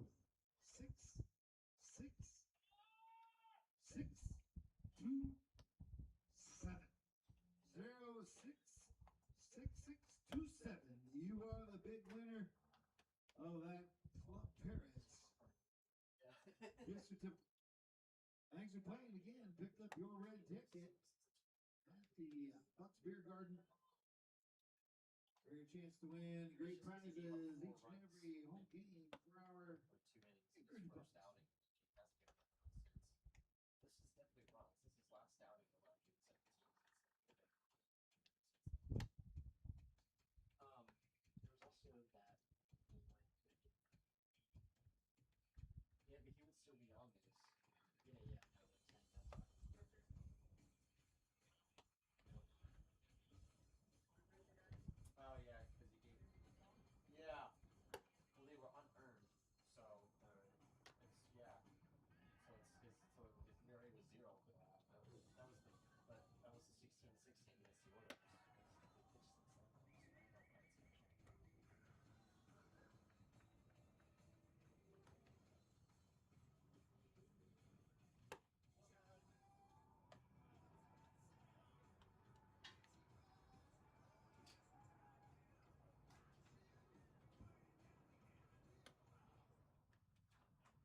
Ladies and gentlemen, new pitch on the mound for our Anchorage Bucs.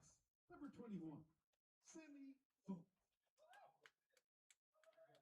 Representing LA Harbor College. Sammy Funk, the pitcher, on the mound for the Bucs. Nieto exits the game. 4 innings pitched, gave up 0 earned runs. Did give up 4 hits and 2 walks. Had 2 strikeouts and escaped 2 bases loaded jams. As he delivers strike 1 to Austin Young. Sammy Funk's last appearance, though it isn't recorded on the stats, was on the 4th, where he threw an inning, gave up 2 runs. Only one of those was earned. Struck out 1, also allowed a walk, and gave up 4 hits. So, 11-day break for him. We'll see what he's able to do with that. Right now he's up in the count 0-2.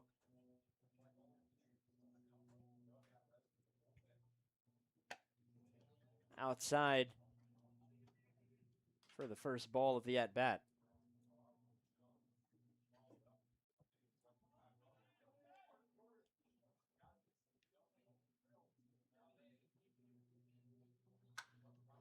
Puts one into left field. Tracy going back, making the... Oh no, he just dropped it over his head. I think he might have had it in his glove for a second, but it fell out. Yeah, because he had to swing his arm in like a windmill motion. Was able to get his glove on it, but on the way down, it looked like it just popped out. Would have been a great play. Well, with the sun in his eyes and having to go back on that line drive, it was a tough play.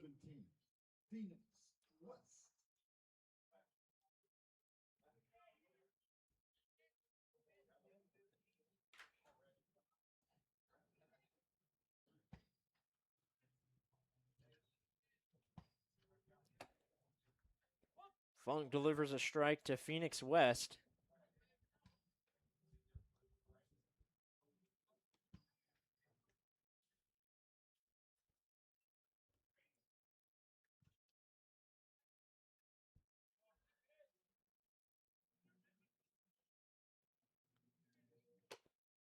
Outside 1-1. West has a strikeout in the first and then walked in the third. Now with a runner in scoring position.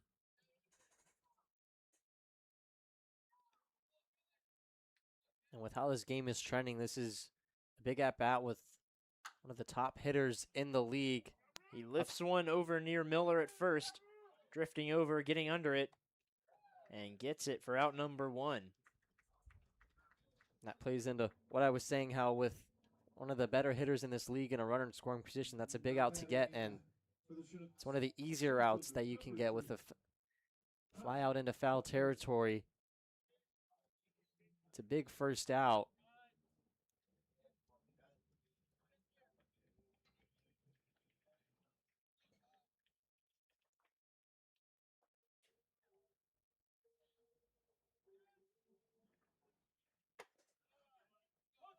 Down the middle to Kai Butler for strike one.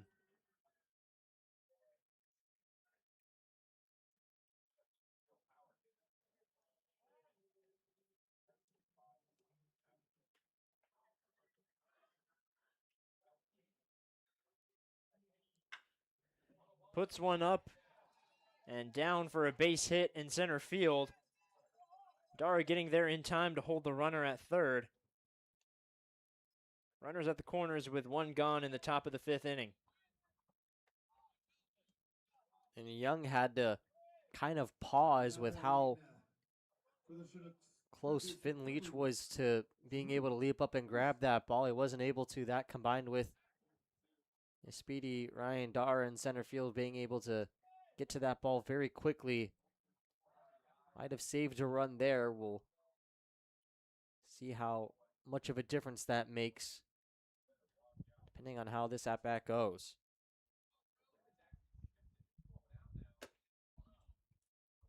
The first pitch to Drew Hurst, who has two singles into right field. Up high for ball one. And both times that the Chinooks have loaded the bases, he's been left on third base. Another big at-bat and a test for Sammy Funk. The runner at first goes. Denton will hold up as Kai Butler takes second base. That's just a tough play if Denton's able to get a pitch that he's able to pop out of his stance easier with. There might be a throw, but with Young at third, you don't want to risk the runner trying to steal home. That also takes the double play out of the equation. Finds the strike zone, 2-1.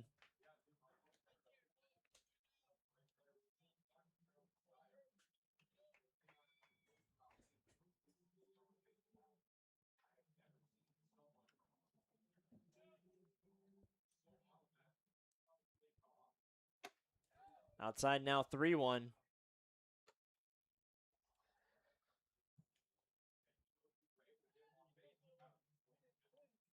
Obviously, Funk wants to try to find the strike zone with this next pitch, but it's also very important that he doesn't give Hurst anything that he's able to do some damage with. That pitch inside, the bases are loaded for the Chinooks for the third time today.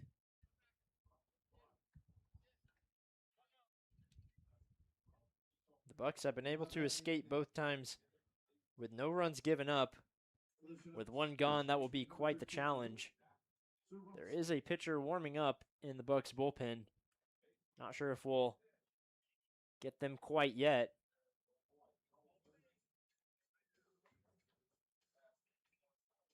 There will be a call to the bullpen. Looks like it'll be Evan Stratton. Funk not able to even get 2 outs. So now a big test for Stratton, who has had a couple of very impressive outings his last couple of times. Strider calling on him in a big scenario. So we'll let Stratton throw a few pitches and warm up on the mound. We'll be back with one out here in the top of the fifth inning.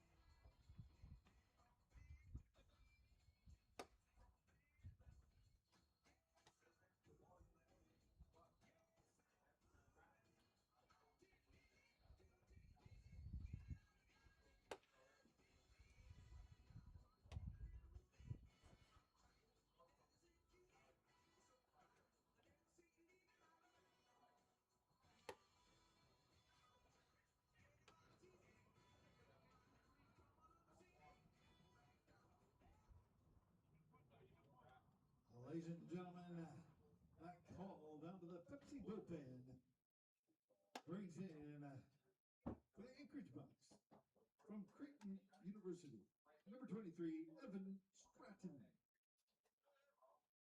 Evan Stratton on the mound. All three runners belong to Sammy Funk, so we'll see what he ends up with at the end of the inning. Gave up 2 hits, no strikeouts, and a walk. Chopped to third. Lanfear throws home. They get the force out at home for out number 2.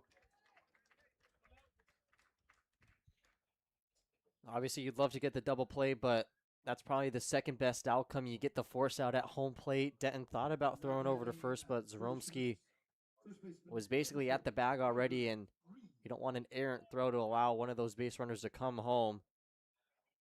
So good job by Stratton to get a quick out. Worked out perfectly as he was heading towards home plate. And now Carter Reed, who had a single his last time up, has reached safely both times as he walked back in the second to take strike 1. And Stratton is a pitcher who attacks the zone a lot and gets a lot of outs that are balls that are put in play. So not a huge surprise that the first pitch that he throws is put in play. Now 0-2 to Carter Reed.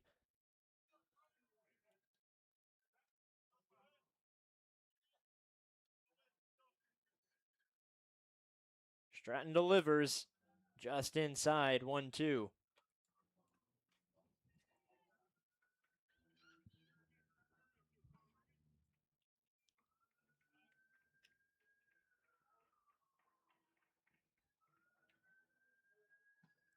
Bases loaded, 2 outs. Just outside. Missed by a hair, and the count goes even at 2. Like you said, that one just a hair out of the zone.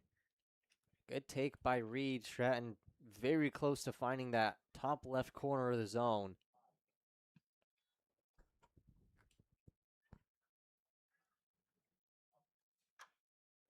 Chops foul down the first base line.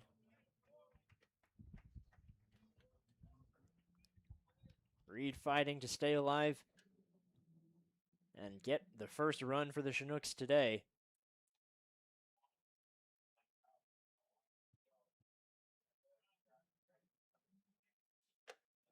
Up high, count goes full with the bases loaded.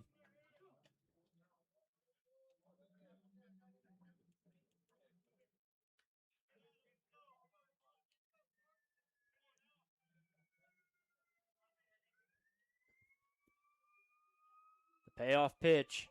Swing and miss. The Bucs strand the bases loaded for the 3rd time and 10 total. We head to the bottom of the 5th. Your score, Bucs 2, Chinooks somehow still 0 here on the Bucs YouTube channel. Well, ladies and gentlemen, we thank the packaging store for their continued support of Bucs baseball.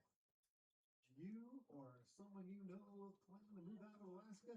If so, take advantage of the most economical moving rates in town. The packaging store, Alaska's packaging, shipping, and moving experts.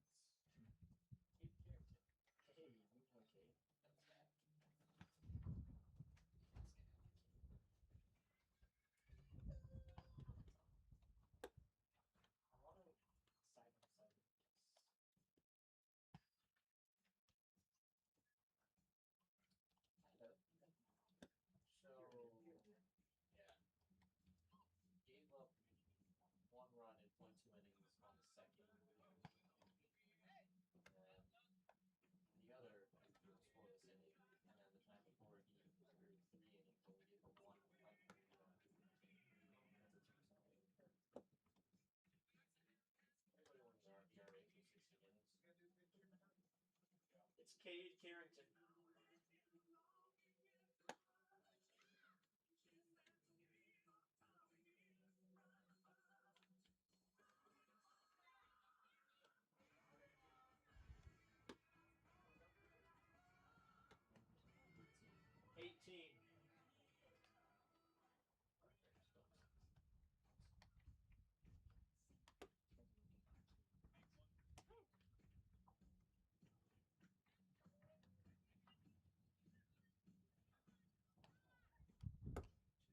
New pitch on the mound for the Chugiak-Eagle version of number 18, Cade Carrington.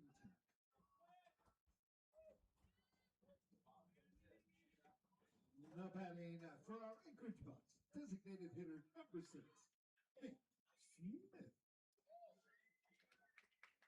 New pitcher on the mound for the Chinooks. It's Cade Carrington. As Adams exits the game, 4 innings pitched, 2 earned runs, 5 hits, gave up 2 walks, but had 5 strikeouts as well. And Carrington has seen the Bucs 3 times before in 16 and a third innings, making his 10th appearance already. Has a 3.31 ERA. Saw the Bucs on July 2nd and gave up a run off of 3 hits and only was able to record 2 total outs, so he couldn't get through a full inning his last time up. First batter he faces, Hank Smith, the DH. Smith takes the first 3 pitches, all for balls. Feels like we see Carrington every single time we play the Chinooks. Hard to forget, as his name is Cade, but that is with a Q. A Q instead of the C, I feel like I should. You never know. Yeah, there could be a Q snuck in somewhere else unless we verify that, but Carrington, a sophomore out of Middlebury, Indiana, went to Olivet Nazarene University, appeared in 11 games, started 10 of those. Had a complete game, too. The count full to Hank Smith after 2 straight strikes. Smith lifts one. Austin Young trying to find it, and does so, not without putting in a little bit of effort to get the first out here in the bottom of the 5th. Yeah, he was all over, wasn't able to fully locate the ball. He almost ran into Hank Smith before realizing that the ball was about 10 feet in front of him. Ty Denton, who has grounded out once and was hit by a pitch in the 3rd inning, steps up now with the bases empty, 1 gone. Check swing, they'll appeal down. Did not go, ball 1.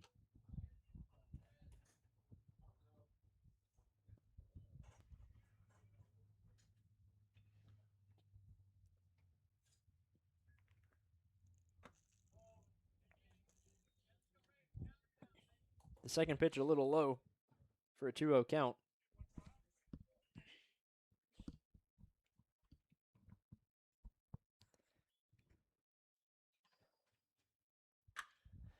Denton puts one right up the middle.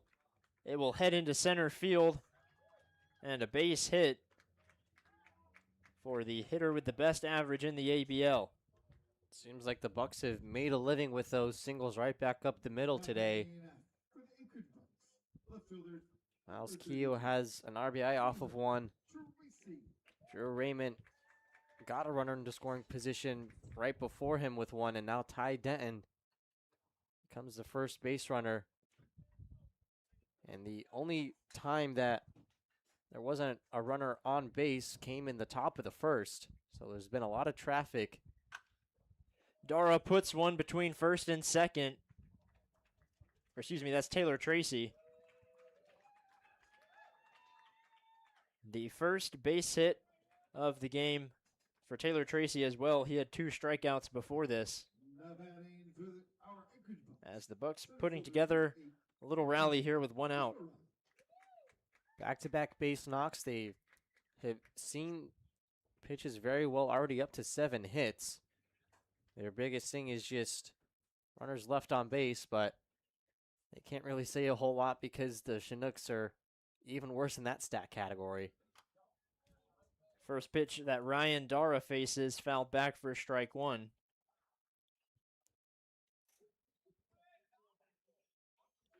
Wouldn't be super surprised if Dara tries to lay down a bunt. He has the speed that he could easily leg one out.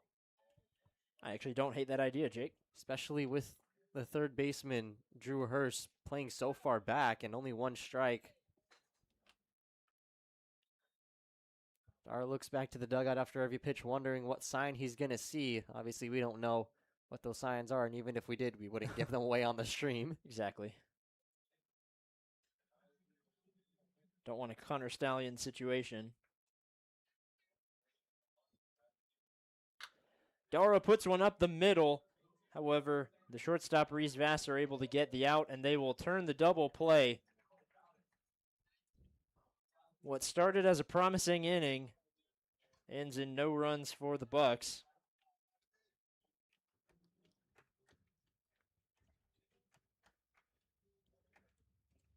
So your score, Bucs 2, Chinooks 0, as we head to the top of the sixth inning. Gentlemen, we have another one to draw here. Get out that red ticket number. We got a winner. This is the Beartooth Theater certificate. Red ticket number 066633. 066633.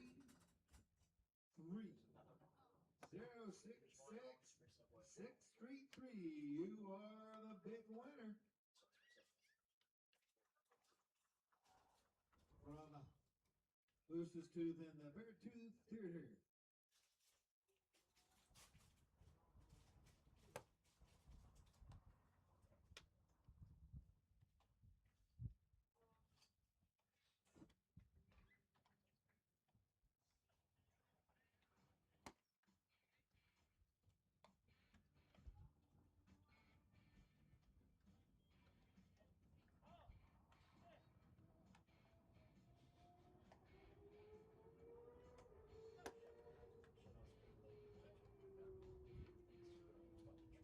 There's nothing wrong with that.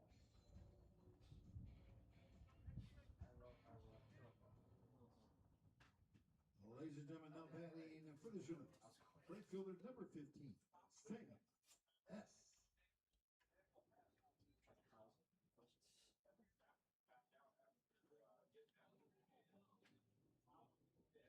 Evan Stratton came into the game with the bases loaded, 1 out, and now the first batter he faces in the sixth, Sammy Hess, puts one into left field.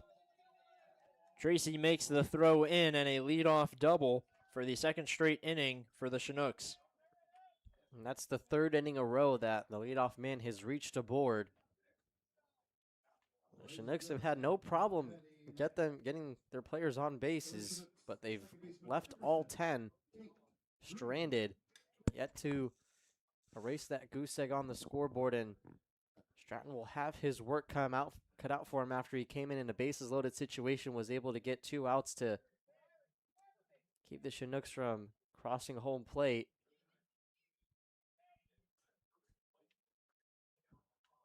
Tate Green lifts one into left field. Tracy going back, and it is gone. Only the second home run that the Bucs have given up all season ties this game up at 2 apiece. And the first 2 pitches of this inning could not have gone worse for the Bucs. All of a sudden, this game is all tied up. They've been leaning on their pitching to keep their lead all game long. And now we have a brand new ball game. Tate Green was the hitter who put it over the left field wall, as Reese Vassar takes the first pitch, ball 1, way inside.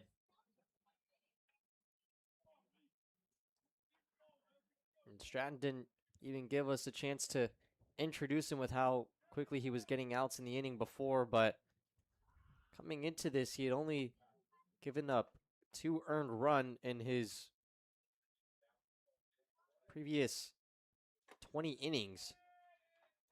That number has been matched now in just a matter of seconds. 3-0 count to Reese Vassar, the shortstop for the Chinooks. Down the middle, 3-1.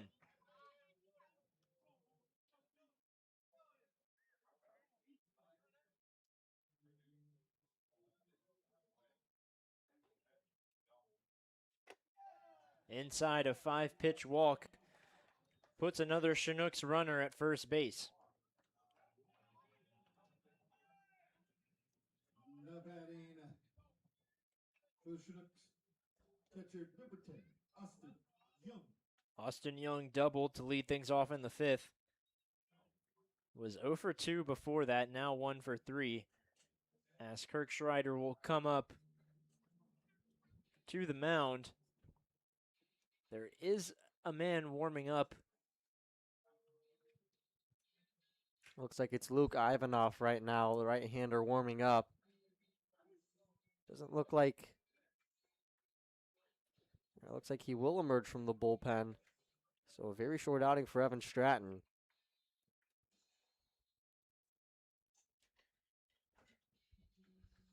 Kirk Schreider keeping these pitchers on a very short leash.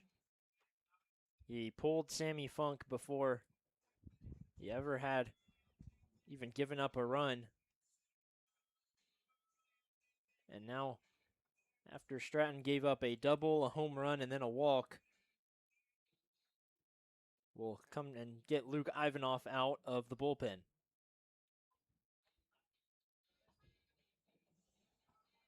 And Stratton has been one of their best relief pitchers in the last month or so.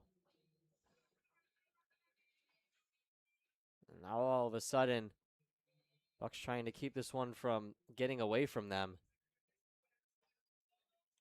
They've been the comeback kids for much of the season. Now they're trying to avoid those roles being switched.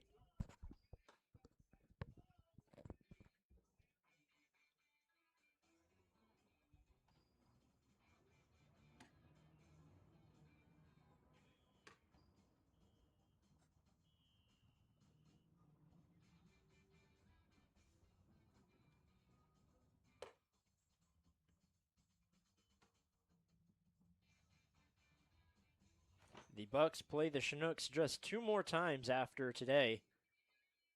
It was being on July 27th and 29th, both on the road at Eagle River. So this is the last home game against the Chinooks, one of the first lasts of the season, I guess you could say. As we have just about 15 more days of the regular season, the last regular season game being at Matsu on the 30th. And we will see what the postseason looks like. Still anybody's game. We talked about the standings at the beginning of the broadcast, but it is neck and neck, the top 4. And then the Glacier Pilots sitting pretty significantly far back. Yeah, it's really a game-by-game basis at this point. Now we'll see Luke Ivanov, who through 4 appearances has thrown just 5 innings and has a 10.8 ERA, but most of his damage was done in just 1 outing against the Oilers, where he gave up 7 runs and 1 inning of work, but responded by throwing a scoreless frame against the Oilers on July 1st, and then started the first of 2 games on the 4th of July against the Glacier Pilots. Went 3 innings, gave up 2 earned runs, struck out 4, but also walked 7 batters, so control a big thing for him here. The 4th pitcher of the game for the Bucs in what has become somewhat of a bullpen game.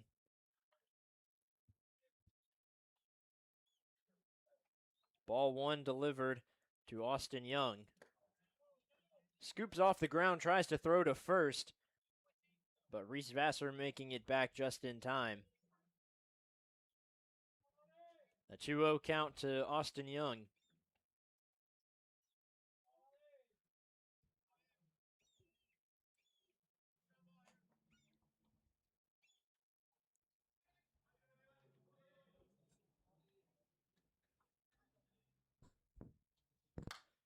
Lifts one into the air in the infield. Lanfear drifting over and gets it at shoulder height for out number 1. It's now just a chance for the Bucs to just breathe and try to gain some of that momentum back that the Chinooks have just completely stolen from them. Try to keep it to just the pair of runs given up.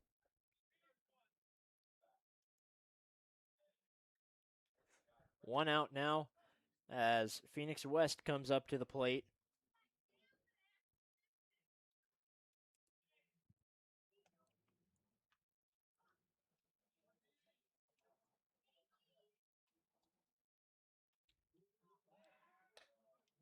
Ivanov checking over, keeping Vassar near the bag.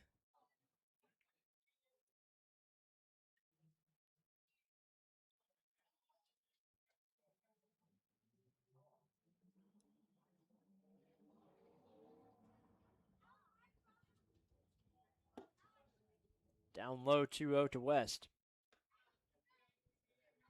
West still doesn't have a hit, despite having the second best average in the league.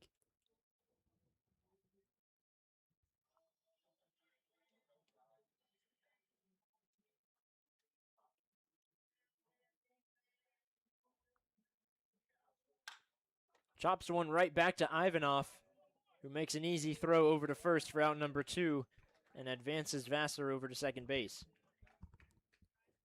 Just flashed his glove up, basically knocked it down.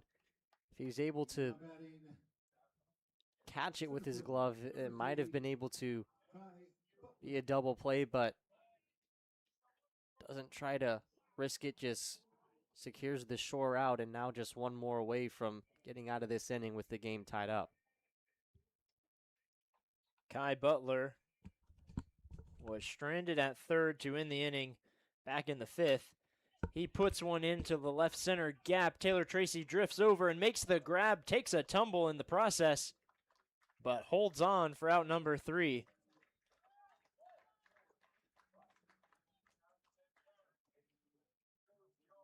So your score now tied up at 2 after a home run by Tate Green. We will head to the bottom of the 6th with Camden Lanphier up first when we come back.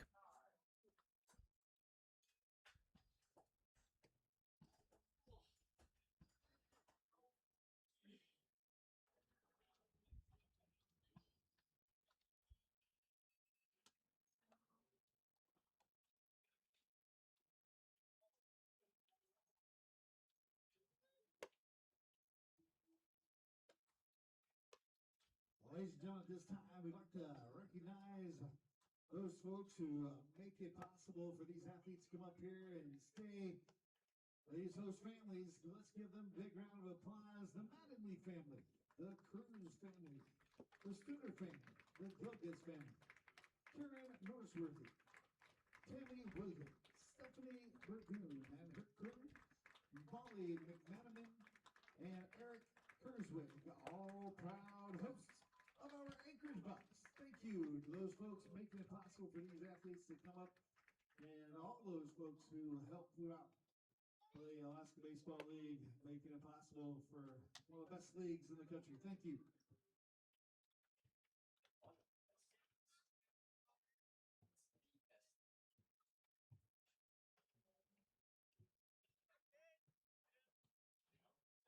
Now batting for the Anchorage Bucs, third baseman, number 17, Camden Lanphier.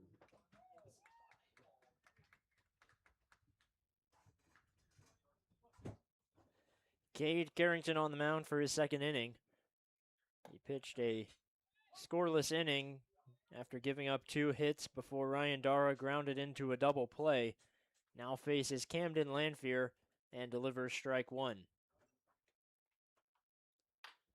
Lanphier chops one over to Green at second base. Makes the throw just in time for the first out. This is a brand new ball game. The Bucs were, I don't want to say rolling, but they were definitely in control with a 2-0 lead and seemed to be on the brink of breaking one wide open with 2 on and 1 out the inning prior. But now a tie game, the base is empty. This is a big chance to regain the momentum that's now up for grabs. It will be Hayden Miller who puts one up the middle for his first hit of the game.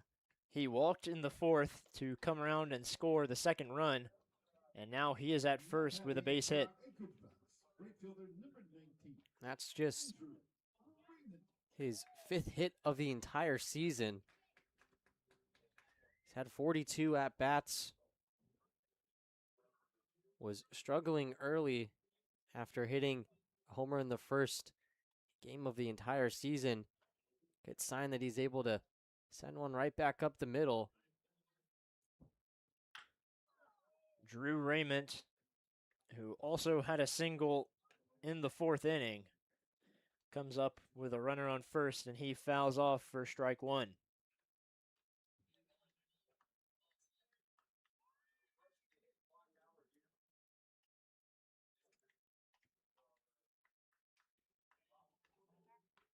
They'll check back over, keep Miller at first base.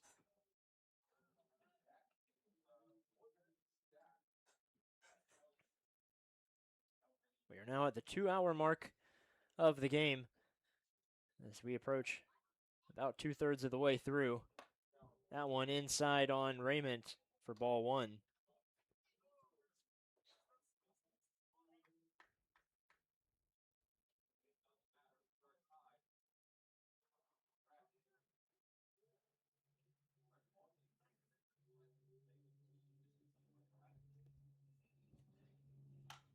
Raymond lifts that one in left but foul. Heading into the bleachers over in left field. He's down in the count 1-2. It's a big spot for Raymond to try to keep the Bucs rolling. He's already delivered once as the 9-hole hitter, trying to do it once more. Checking over to Hayden Miller again.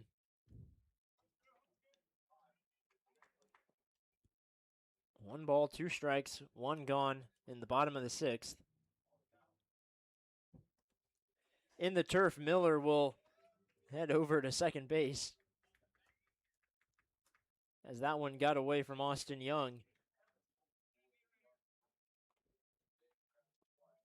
We actually haven't seen too many wild pitches in this game. It feels like we're due for a couple almost every time we come out here, but this one comes at a perfect time for the Bucs to move a runner in scoring position, and it also takes the potential for a double play basically out of the equation. I know the Bucs were due for one in their favor, at least. They had several over the past few games, as a swing and miss from Raymond gets his second strikeout of the game. That is Carrington's first in his outing today.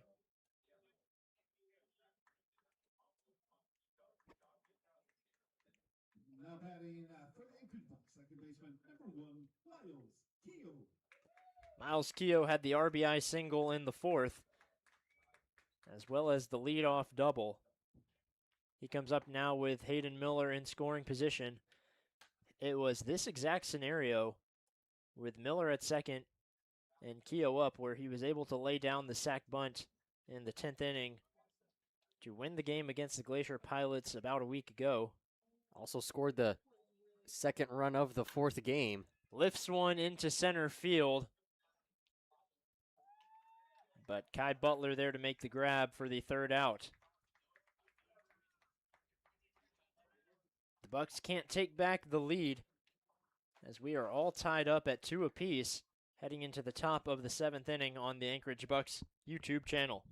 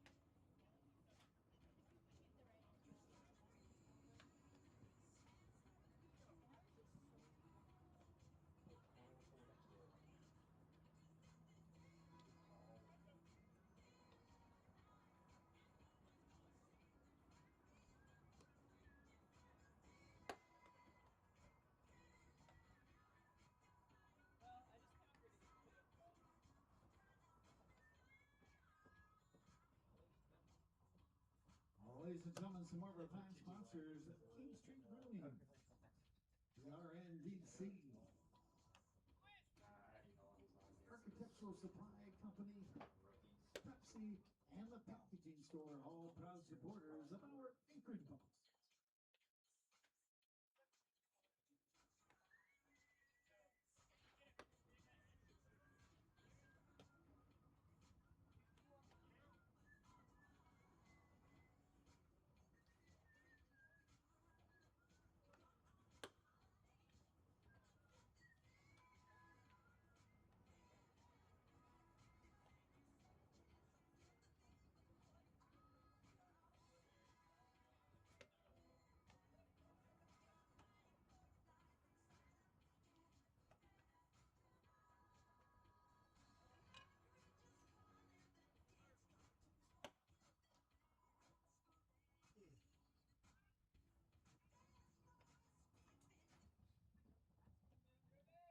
Ladies and gentlemen, new pitcher for the Anchorage Bucs. From West Texas A&M, number 10, Carl Tolavicchio.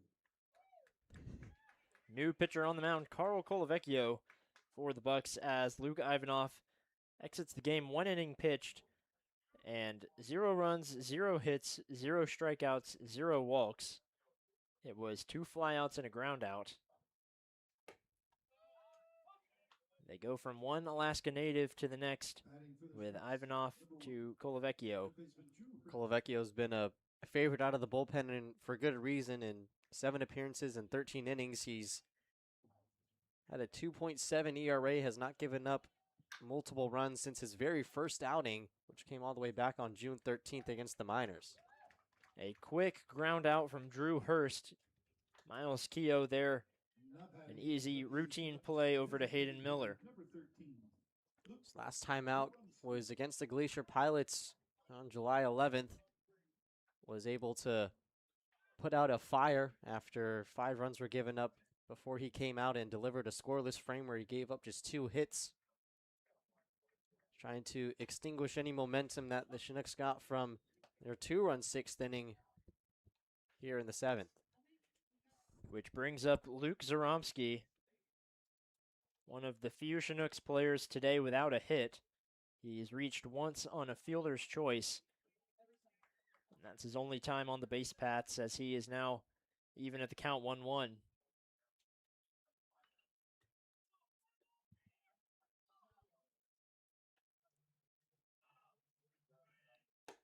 Big swing and miss. 1-2 to Zaromsky.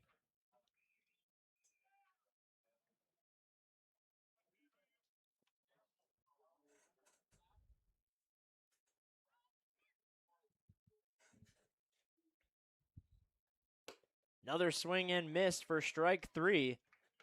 And the second out here in the top of the 7th inning.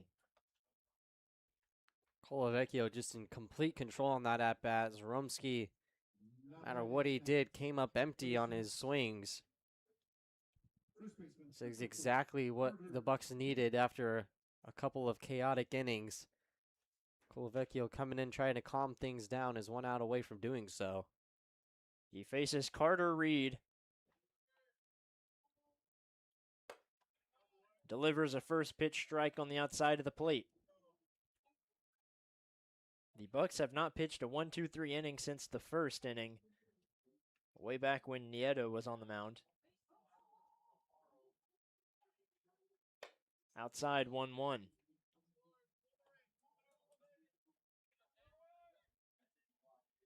Outside of that last pitch, Colavecchio has just had great command of that outer part of the plate. It's where he's gotten a lot of his strike calls.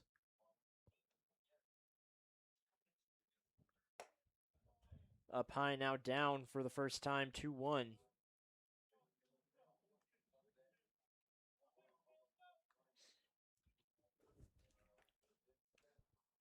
Both these teams tied at 8 hits apiece. Tied in runs as well, 2-2. Putting that one into center field. Dara trying to get there. He will not be able to make it on the sliding attempt.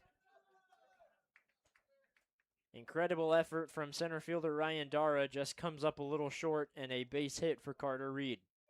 And those outfielders have done an outstanding job so far.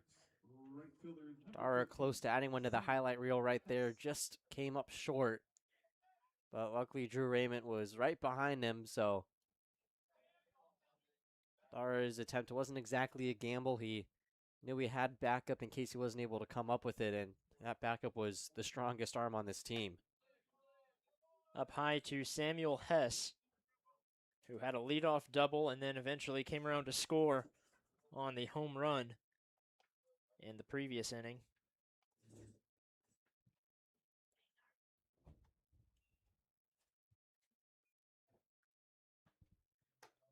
Outside 2-0 to Hess.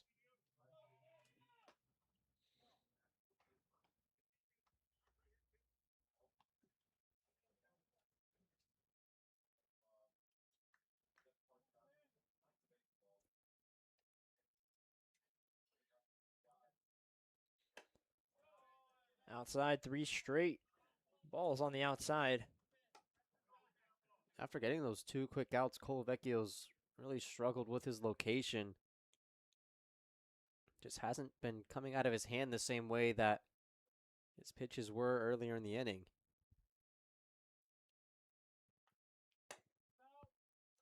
Just missing. Puts runners at first and second. Bucs just can't seem to get a clean inning, no matter what they do.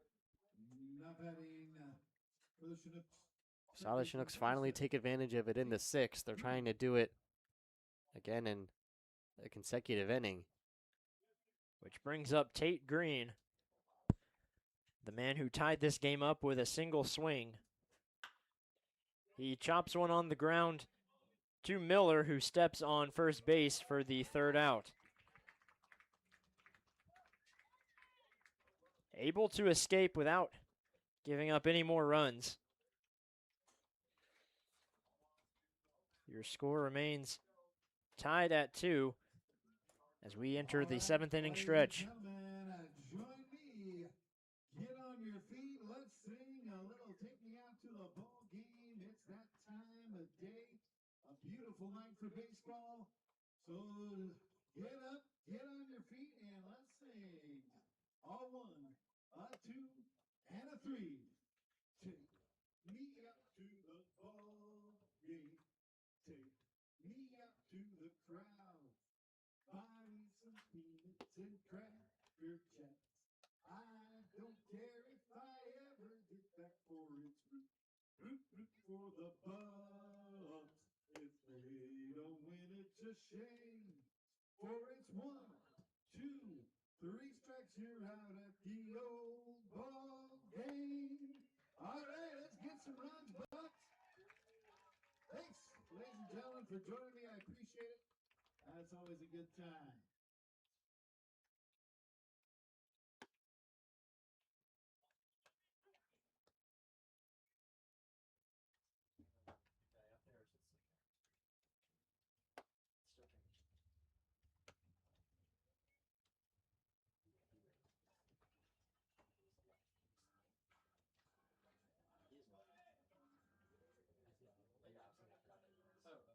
Ladies and gentlemen, now batting for our Anchorage Bucs, shortstop number 18, Finn Leach.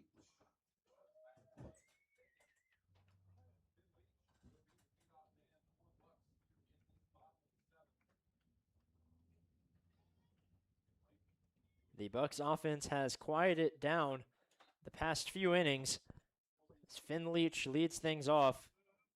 Carrington on the mound for the 3rd inning. Delivers ball 1 to Leach. Leach had that RBI single to start things off in the 1st, but since then he has 2 putouts. Trying to get back on track here to lead things off in the 7th.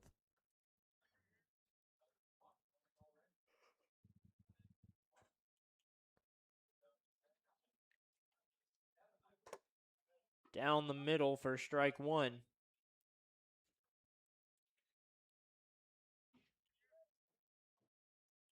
Leach also started the game on the left side of the plate, but with the left-handed Carrington has switched over to bat right-handed as he is up in the count 3-1 against Carrington.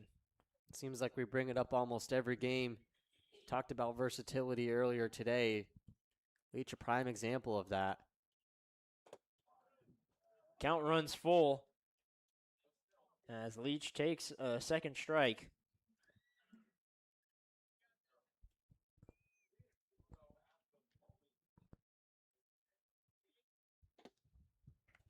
A nice take once again down low puts Leach at first base on a full count walk. Now batting for our Anchorage Bucs, designated hitter number 6, Hank Smith. And the designated hitter, Hank Smith, is yet to reach safely today. A bit rare for him. He has just under a 500 on base percentage. Is 0 for 3 on the day. He sends one over to Green at second base. They'll try to turn two, and they will. Hank Smith just a step behind the throw. The bases are empty once again with 2 outs. That was as close as you can get with the call over there at first.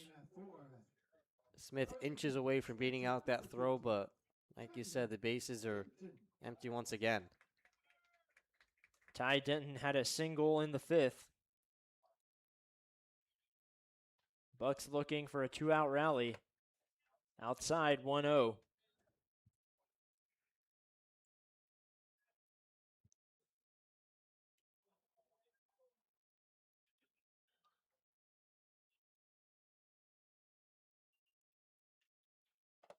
Big swing from Denton there. 1-1. Was just a little bit out in front of that breaking ball. Wasn't able to slow his bat up in time to be on time with his bat. That pitch inside.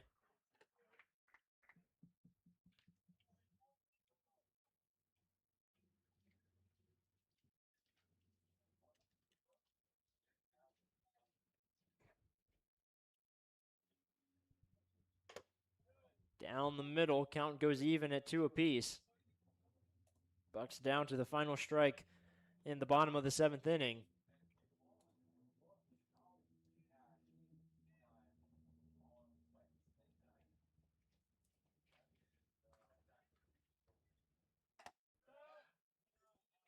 Full once again to the second straight batter.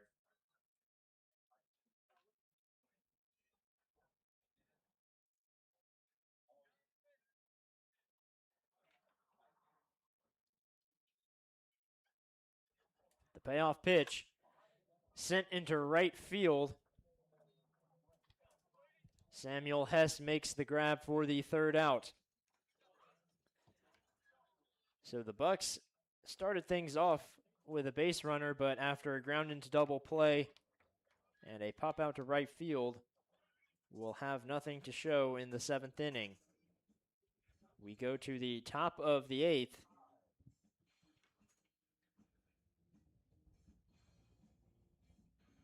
With a new pitcher. It's going to be John Carlson. We'll have more information on Carlson when we come back.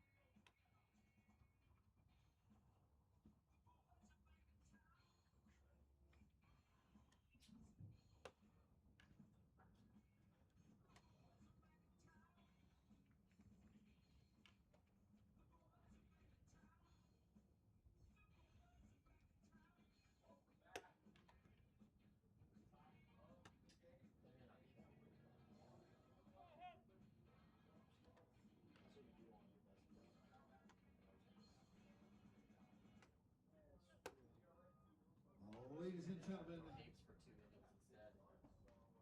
the call down to the Pepsi bullpen will bring out from Cal Baptist University, number 31, John Carlson. For our Anchorage Bucs. Now batting for the Chinooks, shortstop, number 6, Reese Vassar.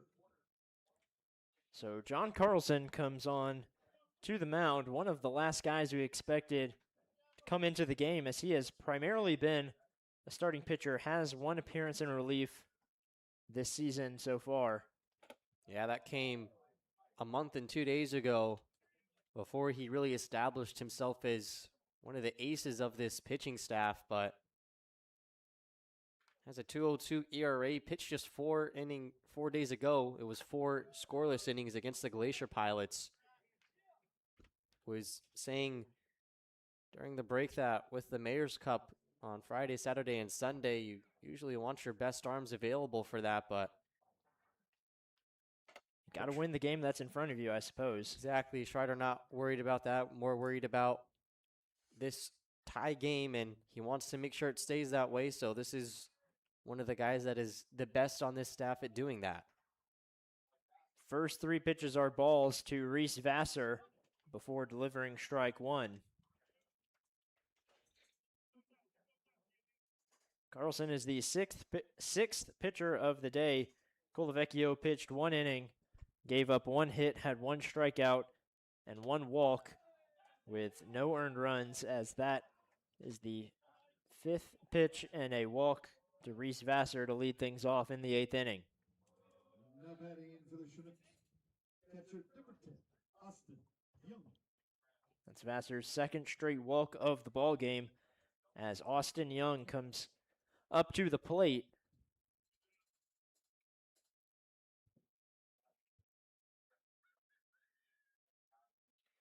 Now they're going to start to get Andrew Haberman in the Bucs bullpen up and throwing. I thought that was going to be the next arm we saw. And although Colavecchio gave up that walk-in hit, he still seemed like he could have gone at least another 1/3 or 2 of an inning and be a potential bridge guy for Haberman, the closer. But Schreider wanting to make sure that Chinooks stay off the scoreboard. And even though Carlson is only off of 4 days rest, don't expect it to be more than an inning for him today. So that, I guess, leaves the window open for him to potentially pitch on Saturday or Sunday, depending on how many pitches he throws here. 0-2 to Young after he fouled off a bunt. Throw over to first. Miller had to scoop up off the turf. Keeps it in front of him, though, and the runner stays at first base.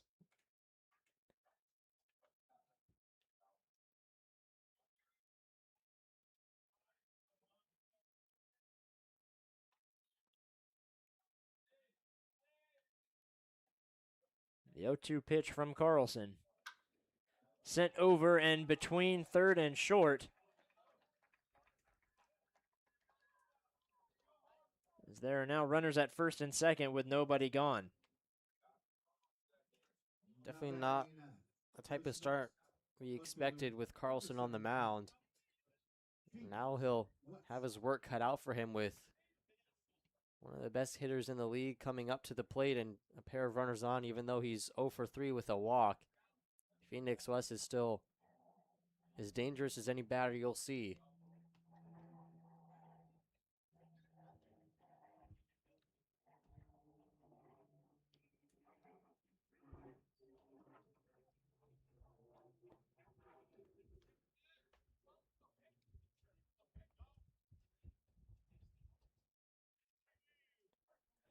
So after an offensive timeout from the Chinooks, Phoenix West steps into the batter's box.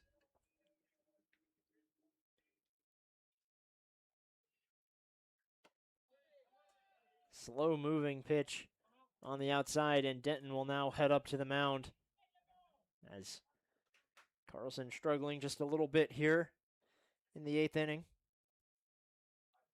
Denton and Carlson, roommates here in Alaska in their time. with the Bucs. Yeah, these two doesn't get much closer than that. Sharing the same host family, spending basically every day together. Hoping that that type of connection can make its way into the game right now. That pitcher and catcher relationship always so important. Den turns back and throws over to second. Vassar making it back just in time.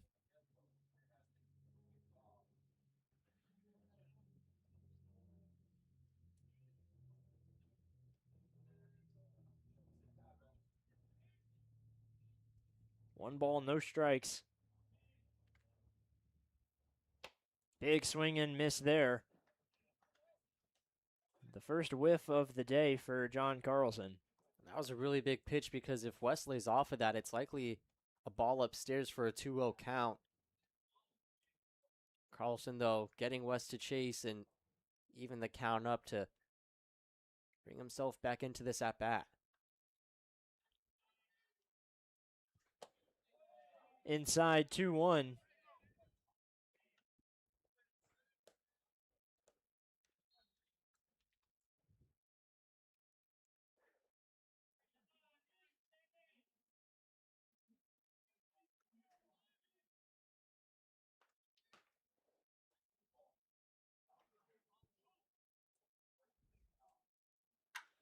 Sent into right field and deep, bounces up against the wall.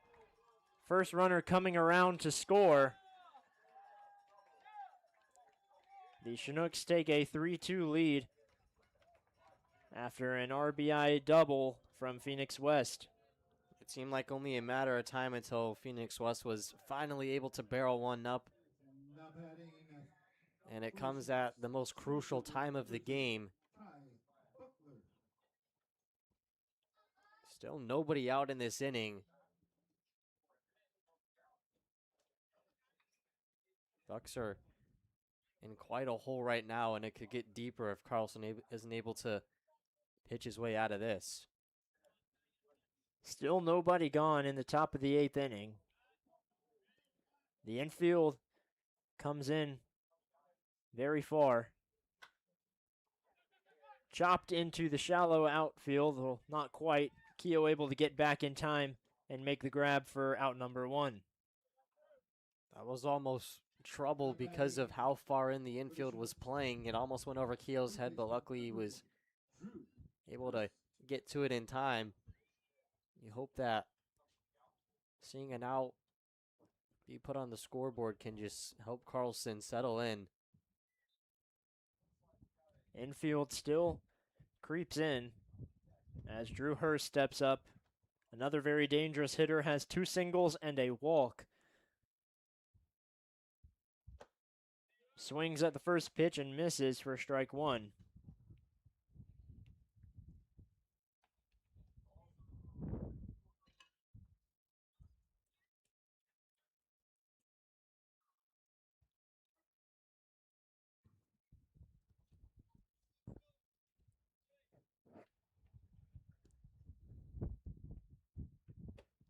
Second swing of the at-bat, second miss.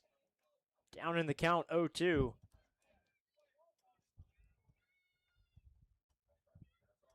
Runners at second and third with 1 gone.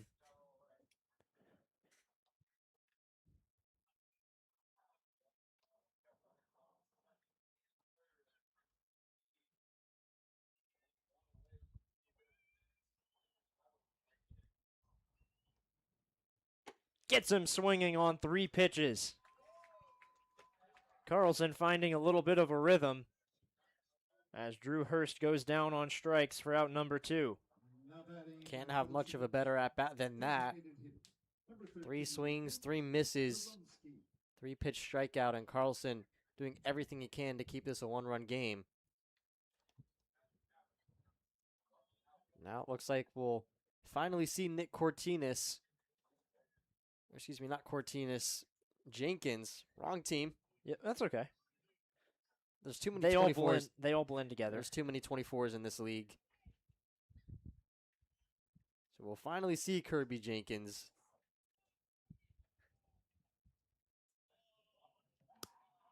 Looks like they're going to intentionally walk him. So a very short pinch hit appearance for him. We haven't seen many, if any, intentional walks Now batting this season. for the Chinooks. I think it's because Jenkins is a left-handed batter and they want that righty-on-righty matchup with Carter Reed, who is waiting on deck. With a base open and 2 outs, could also be because they want to make sure that they can get a force out at any bag.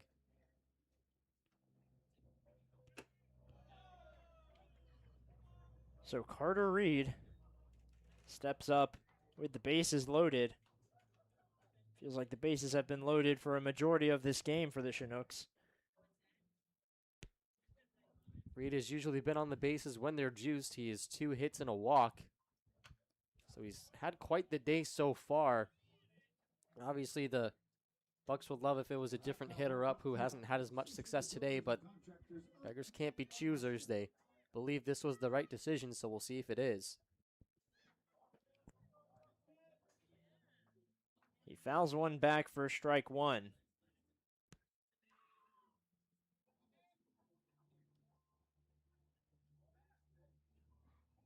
Swing and miss. Carlson a strike away from getting out of a bases loaded jam.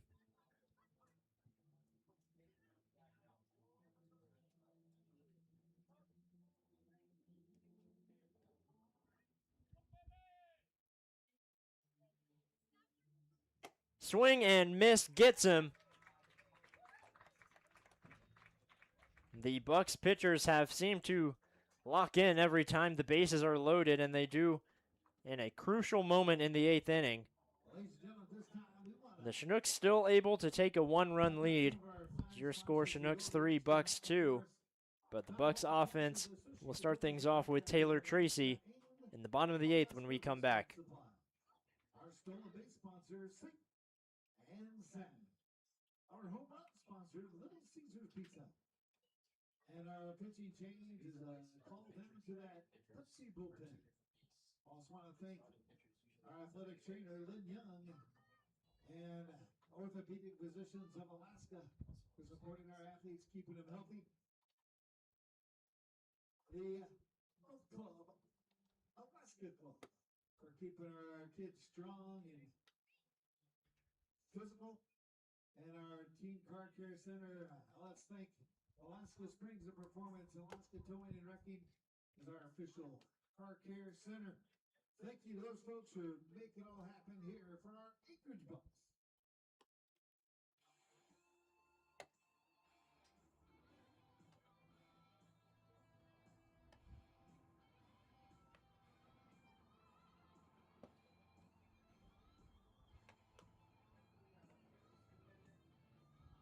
Yeah. 35. Yep, Cade Roland. 35? Yes, Cade Roland.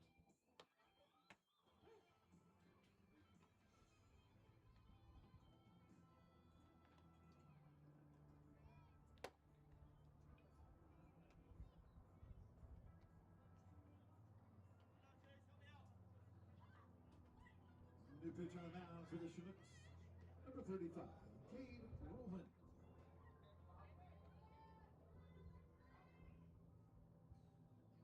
Now batting for our Anchorage Bucs, left fielder, number 33, Taylor Tracy.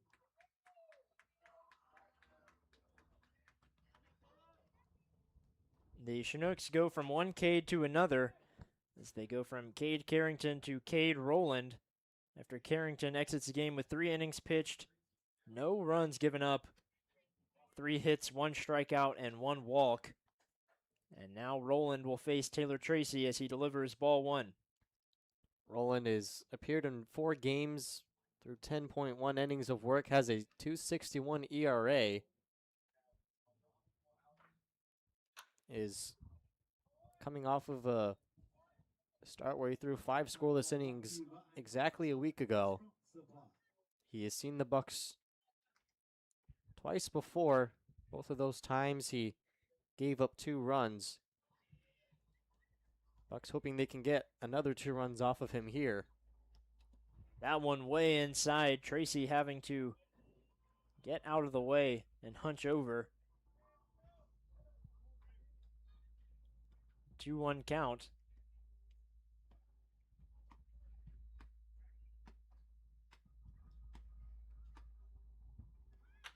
Tracy puts one up the middle over the mound, and a leadoff base hit as the go-ahead run steps up to the plate and Ryan Dara.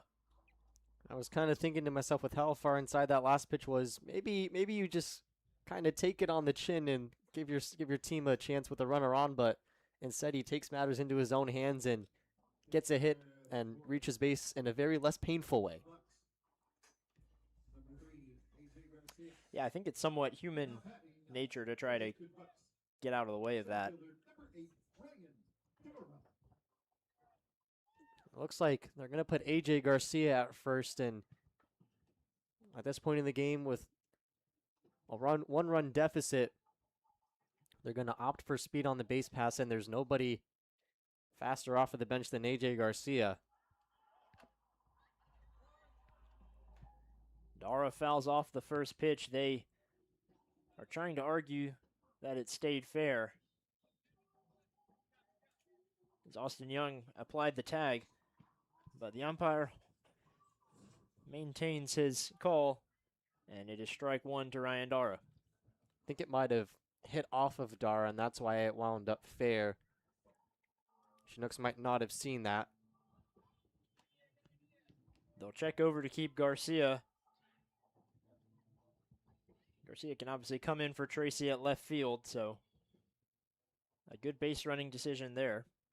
They also might switch Dara to left and put Garcia in center. Both positions are interchangeable as they've both each played in center and left field, so another kind of versatility type of deal for the Bucs, whatever they feel is they're most comfortable with. Either way, it won't feel like they're losing any type of defense over at left field.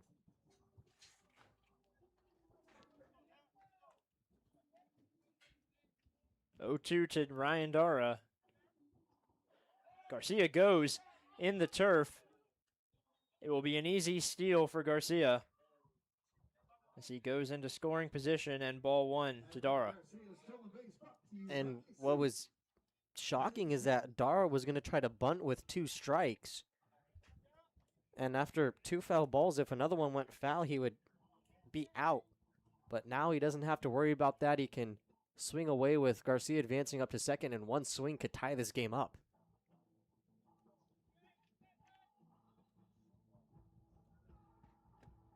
He takes there as it goes down in the turf. Count even at 2.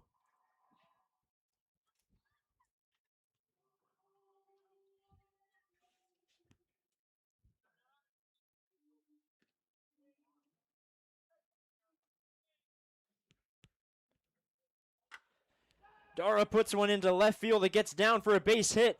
Phoenix West slips and falls, throws over, but Garcia comes home, and we have a tie ball game once again on an RBI single from Ryan Dara.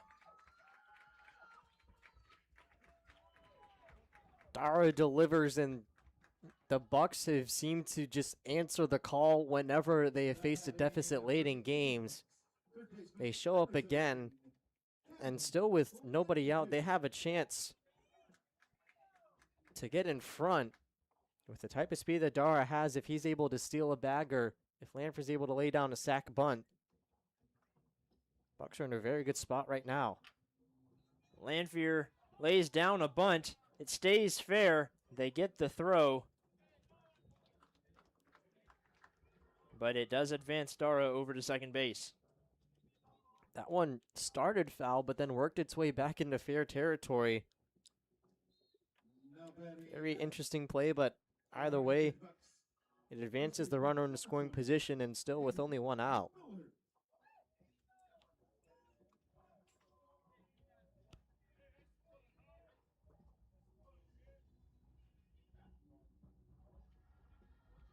Hayden Miller Comes up with a runner in scoring position. Big swing there on a slider, but just misses for strike one. Got just his 5th hit of the season, his last at bat. He has reached base multiple times for the first time in what feels like forever. Hayden Miller having himself a game trying to continue that momentum right here. Timeout called.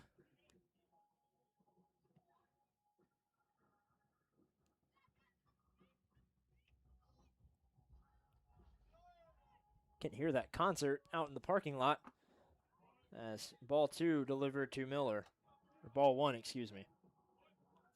Yeah, it's definitely very clear over here in the ballpark.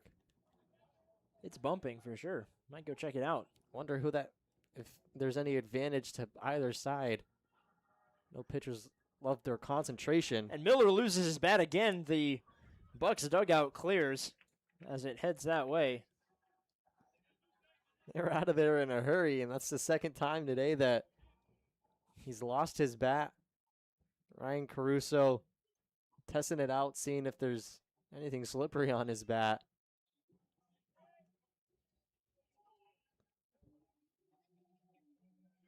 Miller has that motion where a lot of the times he swings, he lets go of the bat with one hand, and his left hand is the only one keeping the bat from going over there, but both times he's tried that today, it's resulted in him completely losing the bat.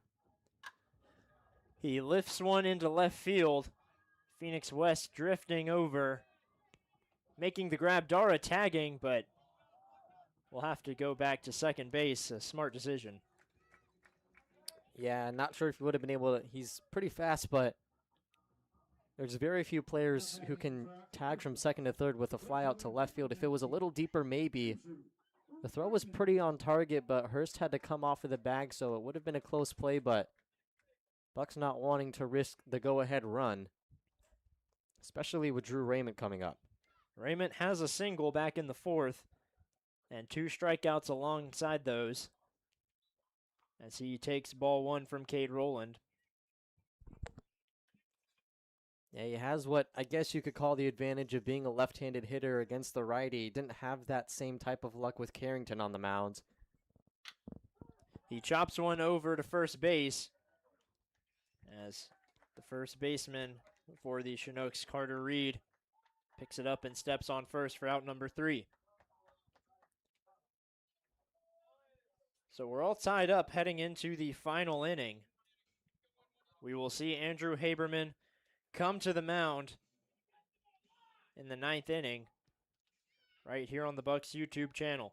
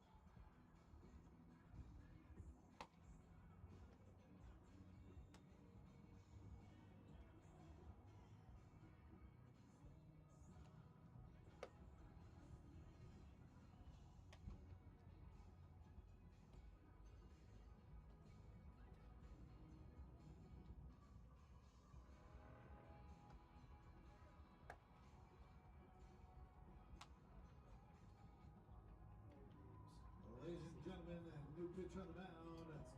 Back calls with the Pepsi bullpen brings on From Santa Clara University, number 32, Andrew Lieberman.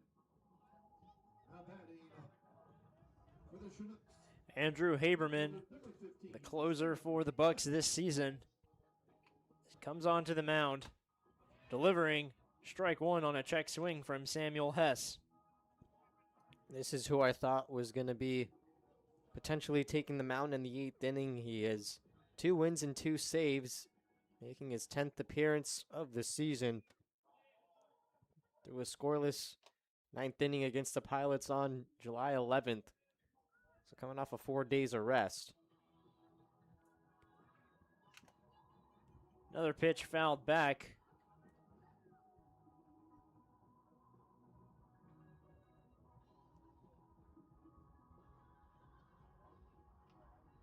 Looks like it might have gotten a piece of the umpire. His pitch counter fell out of his hand and he took a lap to kind of regain himself. I couldn't tell what that was initially, that little metal piece that fell just outside the dirt-looking area of the infield.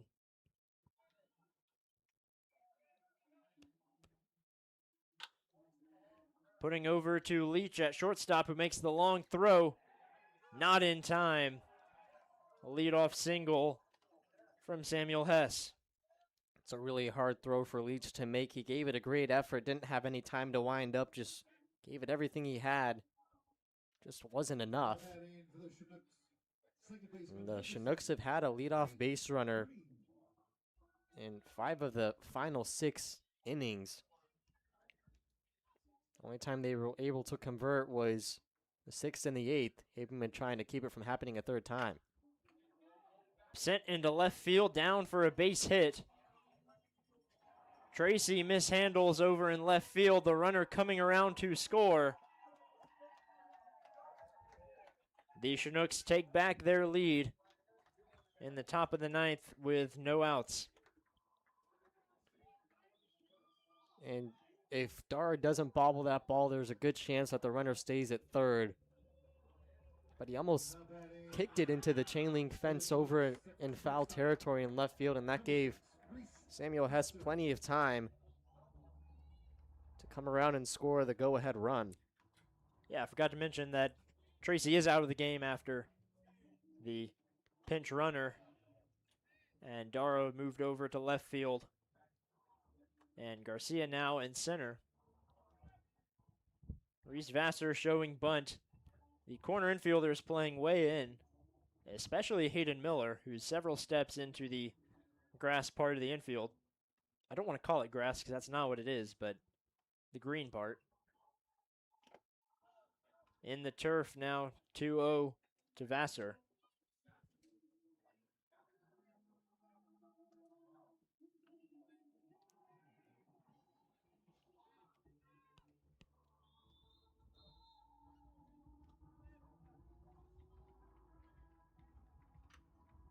Lays down a bunt. It's going to stay fair. Throws over to first and gets the out. But the runner advances to 3rd. It's pretty much the perfect bunt. It was about to roll foul. Ty Denton kind of gave it time to see if it was going to trail that way. But it just kind of died because of the spin that was put on it. Denton had no choice but to field it and allow the runner to advance. So a runner 90 feet away with one gone. Swing and miss from Austin Young.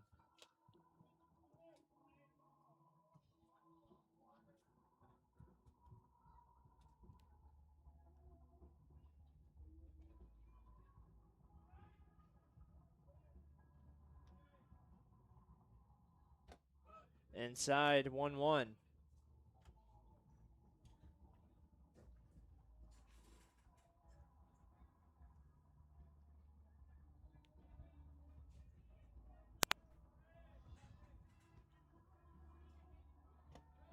Outside now, 2-1.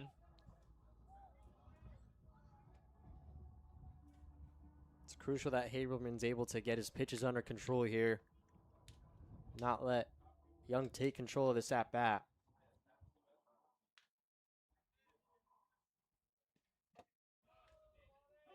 Just finds the bottom corner of the inside part of the zone as the count goes even at 2 apiece with a runner at third, 1 out. Chinooks took back their lead here in the top of the 9th inning on an RBI double from Tate Green.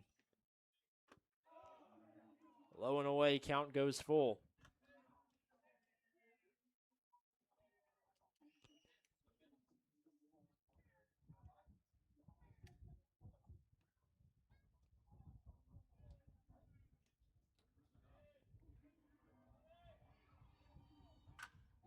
Lifted into center.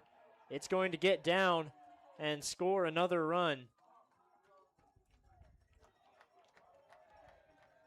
As Austin Young delivers another RBI single for the Chinooks. Now batting for the Chinooks. Left fielder number 17, Phoenix West. The largest lead for the Chinooks today. The Bucs were up 2-0 in the 6th inning as that one put over. Miller able to get a glove on it. He'll have to toss over, and Haberman does not step on the bag in time. West beats it out by just a single step, and runners at first and second. That was just a tough play. Miller wasn't going to be able to get up from his feet in time to step on the bag himself. Haberman noticed that, but not in time. Now batting for the Chinooks. And with how fast that Phoenix West is, Butler. there was a pretty good chance he was going to be able to beat out whoever was going to try to make it to the bag. Kai Butler has one hit today. Is 1 for 5 on the day so far. The Chinooks with 4 hits here in the 9th inning.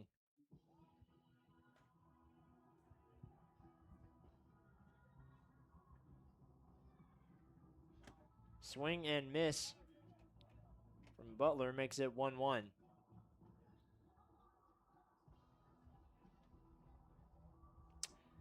And that concert is very loud, even from in this box. I'm curious to know how loud it is outside. Probably very much so. Chopped over to Lanphier. They'll turn the double play.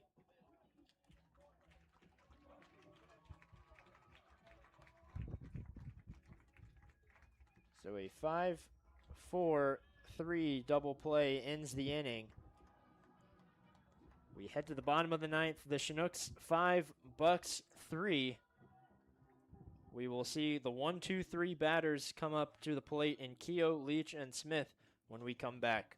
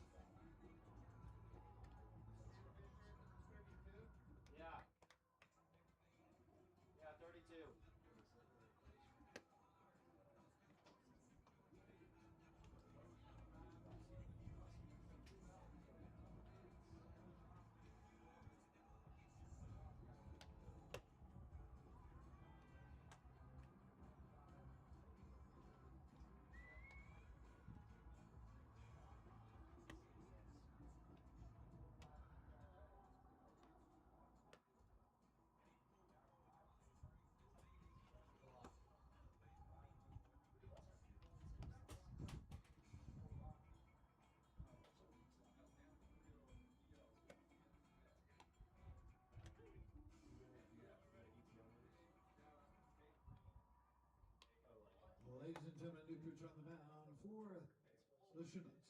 Number 32, Evan Rossi.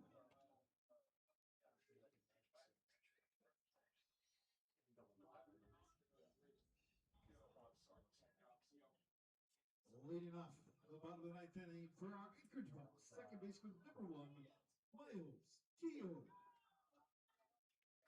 So new pitcher on the mound. It is their closer, Evan Rossi, who comes in with 2 blown saves on the season, but he pitched very well against the Bucs just a few days ago. Yeah, he earned his 5th save of the season against the Bucs. He came in the 9th when Bucs were down by 2 runs and pitched a shutout inning. And the exact same scenario here. Bucs trying to change the outcome. He faces Miles Keogh, who swings at the first pitch, lays off the second for a 1-1 count. Cade Rowland gave up a run and 2 hits, no strikeouts, no walks. That was what allowed the Bucs to tie the game up in the 8th inning.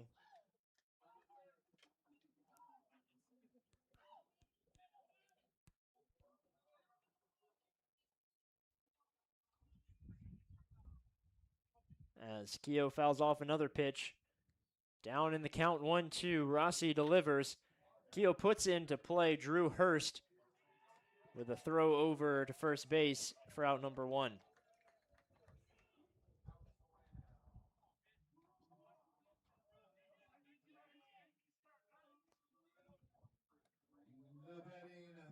Brings up Finn Leach. Number 18, Finn Leach. Leach has reached base on a single back in the first that drove in Miles Keogh, and then a walk in the 7th. Has a pop out and a ground out other than that as he takes ball 1. Biggest thing for the Bucs here is to just try to have competitive at-bats and don't be the hero. Just try to keep the inning going. Protect the plate the best you can. Strike 1 from Rossi. With 1 ball, 1 strike, 1 out.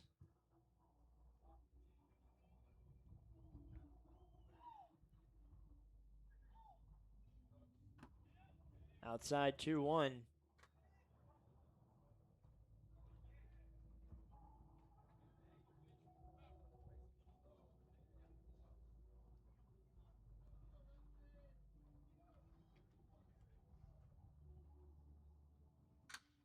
Sends it into center field.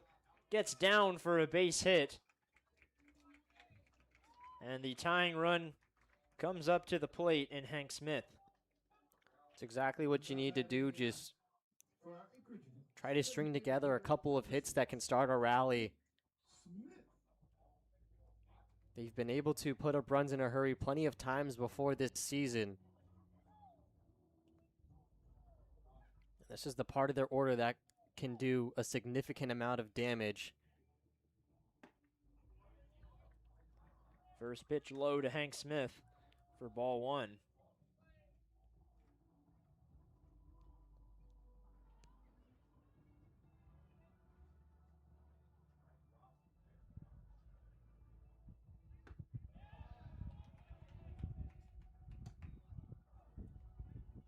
Second ball to Smith.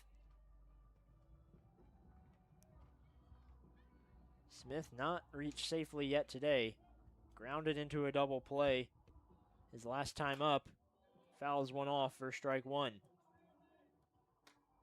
And although he's had a 0 for 4 day, has the quote-unquote advantage of being a left-handed batter against a righty on the mound.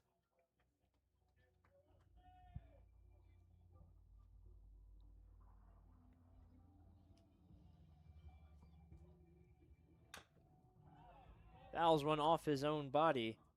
2-2.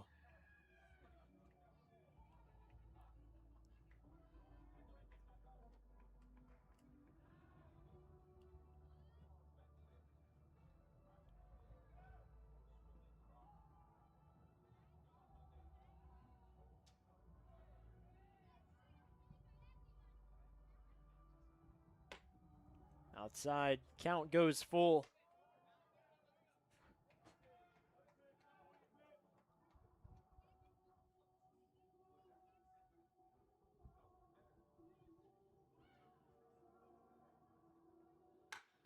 Smith puts it into play in left field. A full count base hit with 1 out. Puts runners at first and second. Smith just sends one the other way. Drew Hurst was really close to getting his glove on that, but the ball just had too much velocity. And the Bucs are threatening a little bit here. Obviously, you're still down 2 runs, but one swing of the bat from this guy can change that completely. He's the best contact hitter in the league.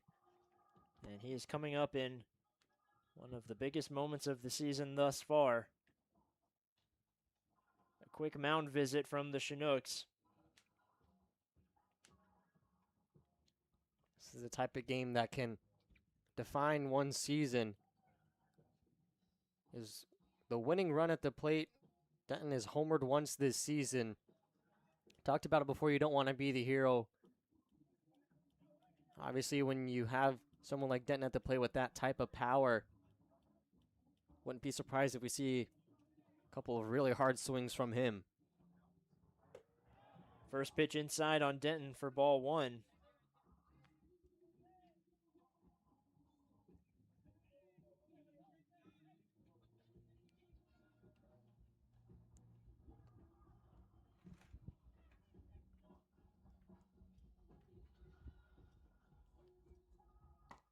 Outside, Young having to leap out of his stance to keep it in front of him and prevent the runners from advancing.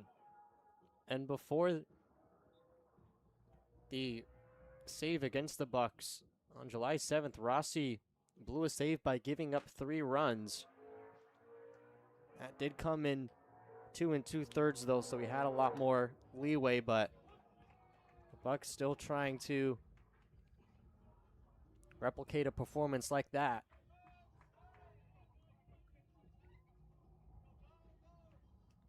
Two-one to Denton with 1 out. In the bottom of the 9th inning, Bucs down by 2 runs. Denton takes, finds the inside part of the zone. Count goes even at 2. That was a tough pitch for Denton to take. It looked like it was going to run inside, and even if he had swung at that, it was a very good chance he would have got tied up with a ground ball. One that we'll just have to live with and now just try to protect the plate.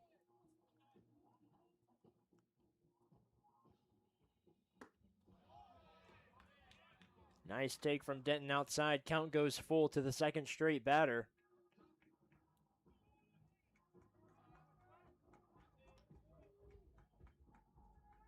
Leach at second, Smith at first.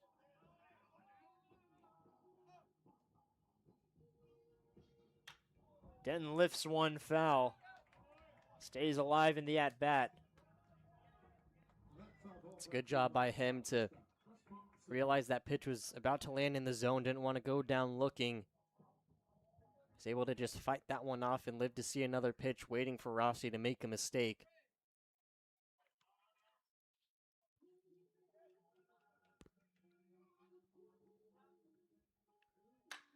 Denton puts one into center.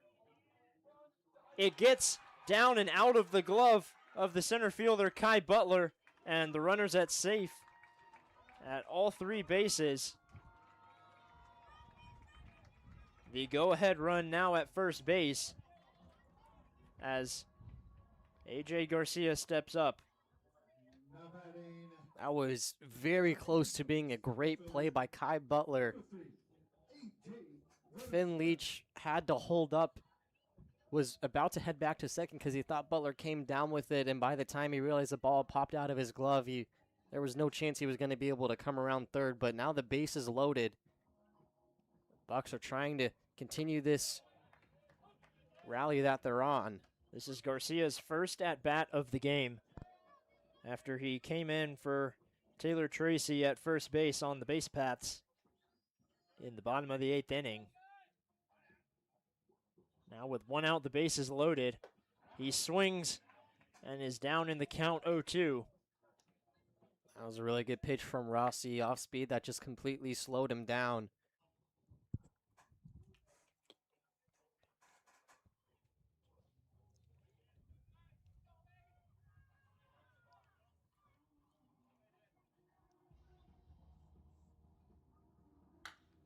Sends it over to first base. Won't go for the double play, so a run will score. They do get the second out at first. Runners at second and third. And I'm actually kind of shocked they didn't go for the double play ball. I'm wondering if none of the middle infielders would have got there in time, but it was a pretty hard to hit ground ball. And it leaves the door open for Ryan Dara to either tie or win this game. A ball into the outfield probably wins it. He takes the first pitch for ball one.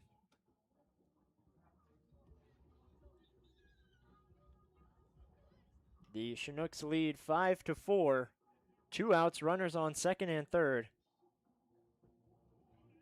Ryan Dara at the plate. He takes again, this time for a strike, 1-1.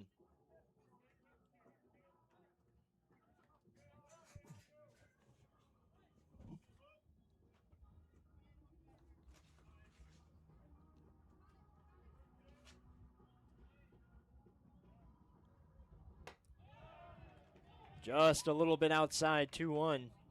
It's a good eye from Dara, was just a bit outside. Great take by him to get ahead in the count.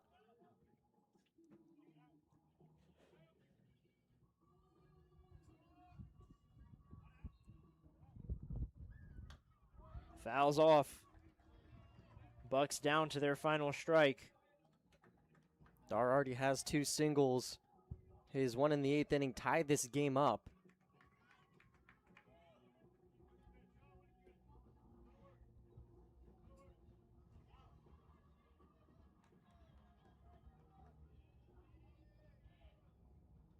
Rossi delivers. Swing and miss. The Bucks unable to pull through in the bottom of the 9th inning. The Chinooks barely escape with a 5-4 victory for their final trip here to Mulcahy to face the Bucks, that is. That was a really good effort by the Bucks. We're just 1 base hit away from winning this game, and that was just a really good pitch by Rossi.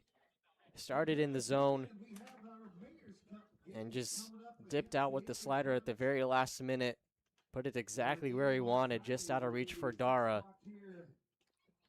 The Bucks lose a very close one that was winnable.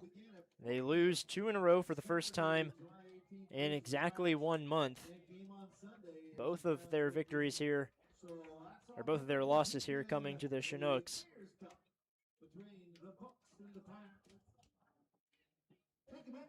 So we thank you for watching here on the Anchorage Bucs YouTube channel. An off day tomorrow, and then Mayor's Cup games all after that against the Glacier Pilots here at Mulcahy Stadium. We will be back on Friday at 6 p.m. I'm Ren Grimsley, alongside Jake Sloan. Thank you for watching, and as always, go Bucks. Damn. I had a feeling he was going to strike out there.